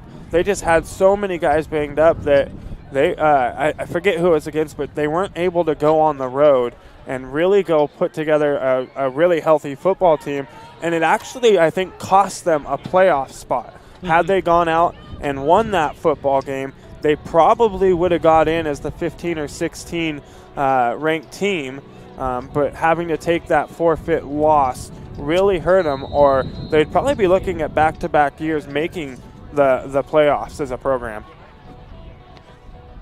And I talked to Jamie Young about that prior to their last game of the season last year, and he really did seem devastated. He really seemed like, we didn't have a choice. We had to make the smart decision as a football team to even be able to come out and play the last game of the year and get some guys healthy. And, he mentioned, we win that ball game, a very winnable ball game. We go on and win our last game of the year like they did. They have a really good shot of getting in there into the playoffs. But, that's that long history of having a tough road, of not making the playoffs too many times. And you can see the frustration when they don't, and you've had that good season. Del Planche there brought down in the backfield for a big loss. That was, let's see who brought him down. Bryson Jackson. Bryson Jackson, there he is. Bryson Jackson. Number 55. Bryson, one of those guys that has had some issues with injuries over the years. And like I said, he was mainly playing a lot of wide receiver, and just with the depth that they had, there wasn't a lot of opportunity for him. But he's seeing time up on the line, playing linebacker this year, and doing a nice job of it. One thing that this Crusaders football team, they can really build off is not having any of those turnovers tonight. They've not turned the ball over against a really good Cascade defense, and going into next week against Coquille, and then looking forward to the playoffs, that's something that you can take from this game and have a little bit more confidence. Del Planche was having troubles taking the snap out of the shotgun there for a couple of weeks. I think one game, I think that was Lakeview, they had 5 turnovers in that one. Pretty much all from, mishandling the snap. And Del Planche throws an interception here. I think we're going to have a face mask penalty. And that was Cole Shields on the pick. That play, they just tried to run. I don't think Del Planche, maybe he lost a grip on the football or just had a guy in his face and couldn't get rid of it in time. But they run that play to Hamir Patel, and I really would love to see them run that 4 or 5 times a game. He's got great hands. I think I've only seen him drop the ball a couple of times, and twice ever. And he comes across on that little slant route out of the tight end position, and I'd say it typically goes for like 30 yards. He grabs it, turns, and gets upfield really nice.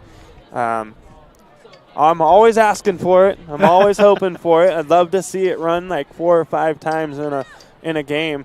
It's usually a good spark for him. He gets that ball real quick, real fast, usually hits someone and bounces off of them. And, he's got the size and the frame to handle that catch across the middle.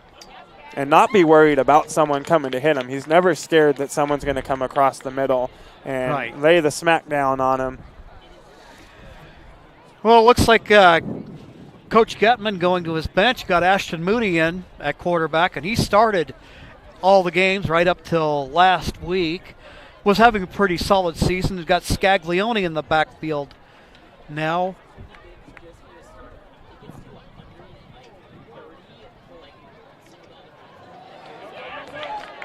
And he just completed a pass to his stepbrother, Luke. Touchdown, Cascade. So Ashton Moody finds Luke Wilson for the touchdown and extends that Cascade lead to 55-6. First lefty quarterback in the program history for Cascade. Fun fact. And then plays right field in baseball season.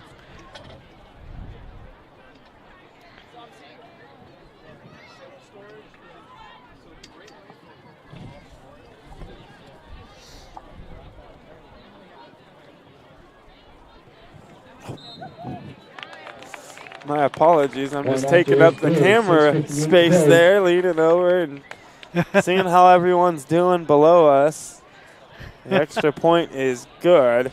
They extend the lead. It's now a 50-point Cascade lead. I didn't necessarily think it would go so lopsided tonight because the way that this Crusaders defense has played, but Cascade, man, they've gotten the job done. I was thinking something more along the lines of like 42-21 or something like that. I figured the Crusaders get a couple more scores on the board just because of that big play capability. You know, they missed one here and a couple of other little plays that, you know, they convert and give themselves a couple more opportunities. They might find the end zone. But Cascade, man, they're getting it done. Well, I think the big difficulty, and it's really hard to measure it because if you think about it, there's quite a divide in our league between the top 3 or 4 teams and then the rest of the league. Yeah, it's been 1-2 for the last couple of years, you know, South Umpqua, Cascade Christian. Yeah. And then St. Mary's coming in behind them. And this year, you know, coming in a little stronger behind them. Yeah. But South Umpqua and Cascade definitely showing that they've got a little bit more firepower to work with. You know, you see a lot more guys on the St. Mary's team playing both sides of the football. Right. You know, Cascade, they got a lot of different guys they can mix up in there. They've got a guy who's already ran the quarterback position for a good portion of the year and multiple running backs that they can throw in there. And, you know, St. Mary's, they just don't have that firepower. You know, they've got Del Planche playing quarterback. He's also playing defense. So is Flowers Foster. Most of the line is playing both sides of the football. And, you know, in some of these tougher games, that's really going to, you know, wear you out as you come into the late third quarter, fourth quarter. But you know what the flip side of that is, don't you? Now, St. Mary's has a very good boys soccer team. Yeah, they do. For Cascade, their 3 best soccer players are playing football. Really? So it's one of those tough situations and so Cascade doesn't even have a boys soccer program right now. And having been a former assistant there, that's been kind of a tough situation to watch. Now that you mention it, I haven't seen Cascade on the schedule for St. Mary's boys soccer team to play. Didn't realize they didn't have a team going this year, but hopefully they'll have them back in action next year. And well, the tough part was my son's senior year, we had 14 guys on the team. So it wasn't a deep team. It was kind of what St. Mary's has with their football team. And so when those 8 guys, huge graduating class 2 years ago, last year a small graduating class, and just not enough guys coming up in the pipeline. Like I said, some of the guys, I think the difficulty is like in a feeder program and stuff like that. But that's the thing. I mean, this rivalry between the 2 schools, you can see basketball, it kind of goes back and forth. Baseball, it goes back and forth. Volleyball's a little bit that way. Volleyball on Tuesday night. That was a fun one to call. Oh, yeah. St. Mary's won it in 5 games. And, you know, it's back and forth, back and forth.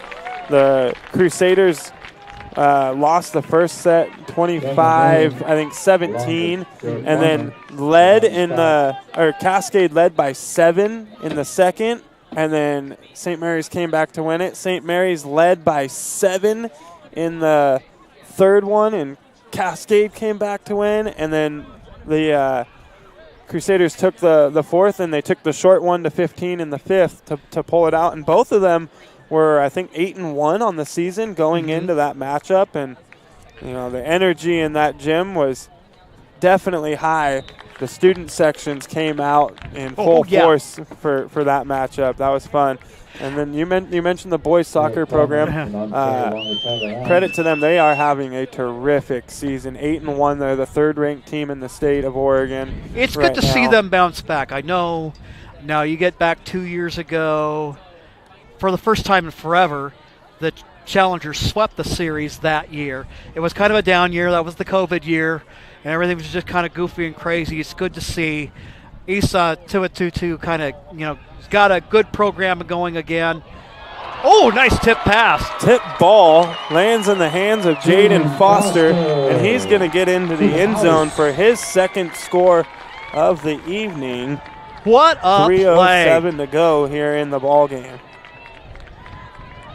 The key on that was you don't quit on the ball, and, managed to get himself right in that good position to get that tip ball for a catch, and that'll be one of those nice memories he'll never forget. So 56-12 now. The Challengers still leading. Friesen on to attempt the extra point. That St. Mary's soccer team, they're missing that guy down there, Noah Friesen. He was on their soccer program last year, and this football team needed somebody that could kick, and he wasn't too sure about playing football. I actually played golf with his grandpa not too long ago, and we were talking about it, and he goes, he really wasn't wanting to do it, but they needed a guy, and he goes, as long as I don't have to hit anybody, I'll go out there. He goes, I didn't know I could just kick the football, and that's all I had to do. And he's done a terrific job for this football team. And, he's made a couple of big saves for him. Some guys breaking away, and he forces them to the sideline and does his job to get them out of bounds and prevent a couple of those big plays. And a couple of them were in very key moments where, that play breaks off and goes for a score. It could have changed the entire football game. Right. Well, it's, at this level, you really have a weapon if you have a place kicker that can kick the ball well.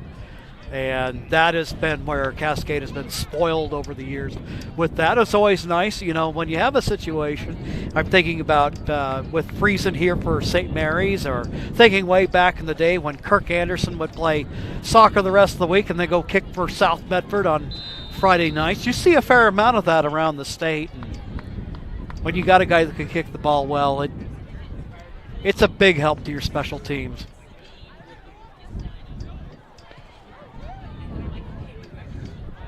Mishandled the football. There was Sample, picks it up inside the 5-yard line, able to get back out to about the 15. 2:10 to go in the football game. Clock still ticking down, running clock here as Cascade leads big.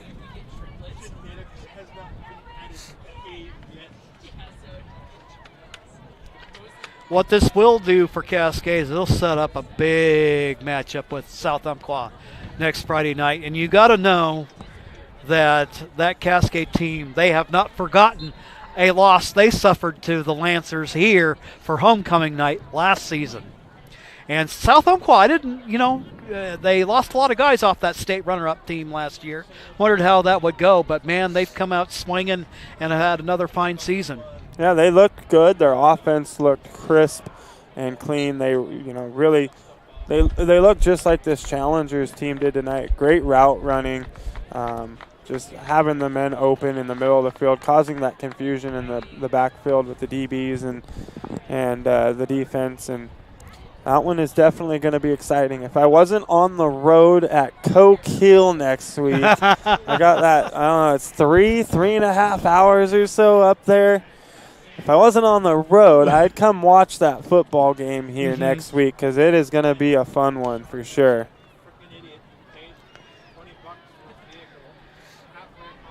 Well, looks like they'll just go ahead and simply take a knee and put the wraps on this ball game. A victory formation for the Challengers. That'll be the last time they got to put a knee to the turf, and that'll do it for this one. Cascade's going to come away with the victory, 56-13.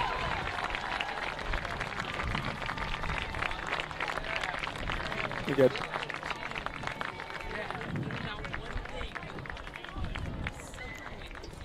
We'll step away for just a quick moment. We'll be right back to wrap things up after a quick word from a couple of our sponsors. You're listening to St. Mary's Crusaders on TableRockSports.net.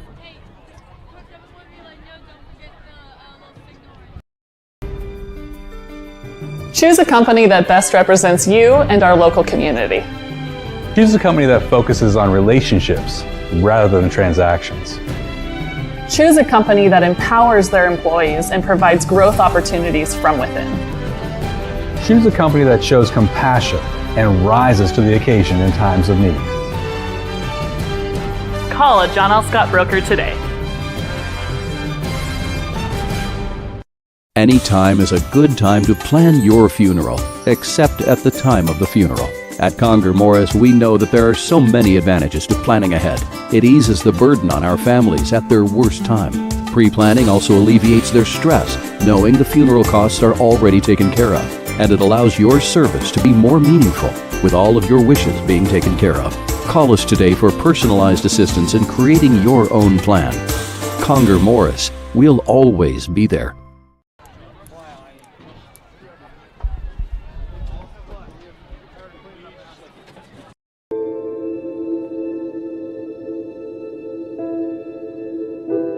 Dear Dad, today was hard. You know how much I love you, and you know how much I love sports. I was afraid to say this to your face, but I heard you yelling again from the stands during my game. You were shouting at the coach, the refs, even the other parents. It embarrasses me when you yell at everyone. It really stresses me out. I love sports, I love to play, and I love my team. I want us both to enjoy the game, win or lose. But we can't if you always lose your temper. I hope you can cheer for me and the other players. It's about more than just the score. It's about us all enjoying the experience. I hope you can join me for my next game. I really want you to be there.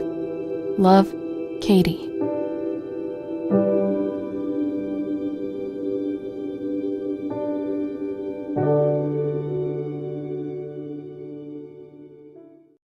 We welcome you back to the Lithia Superstore game of the night here on TableRockSports.net. Cascade Christian comes away with the victory, 56-13.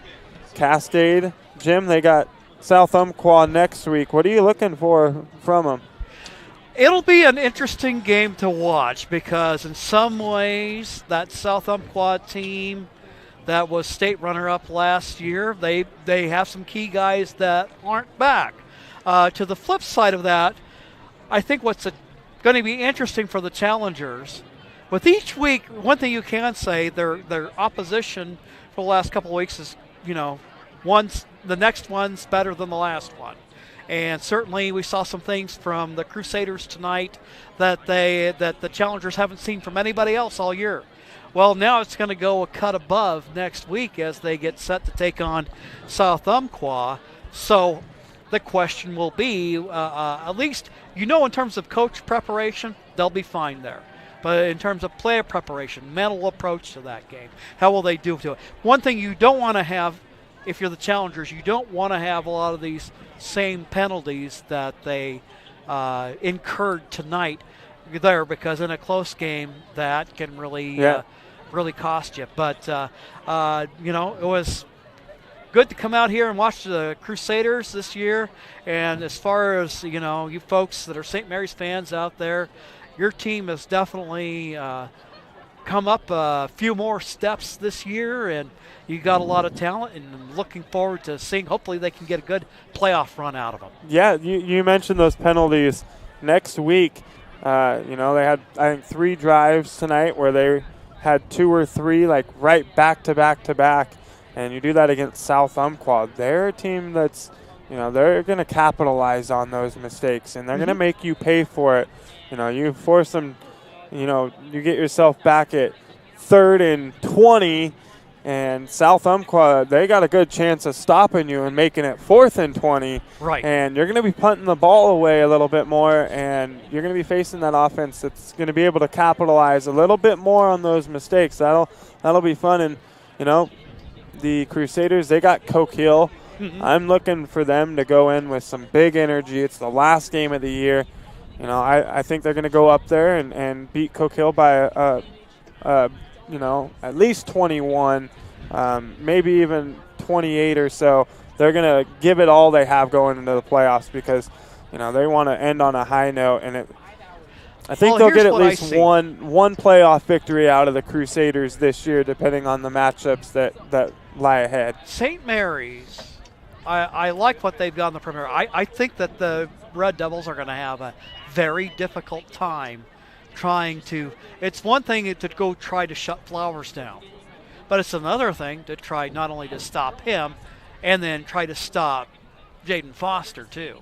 Yeah. Oh, and by the way, Del Planche is a guy that, I would love to see a lot of him running with the football. Yeah, a little bit more running from Del Planche would be really nice to see because early in the season, the pocket would open up. He'd step up into the pocket looking to pass, and he wouldn't force the ball downfield as much as he has here in the back half of the season.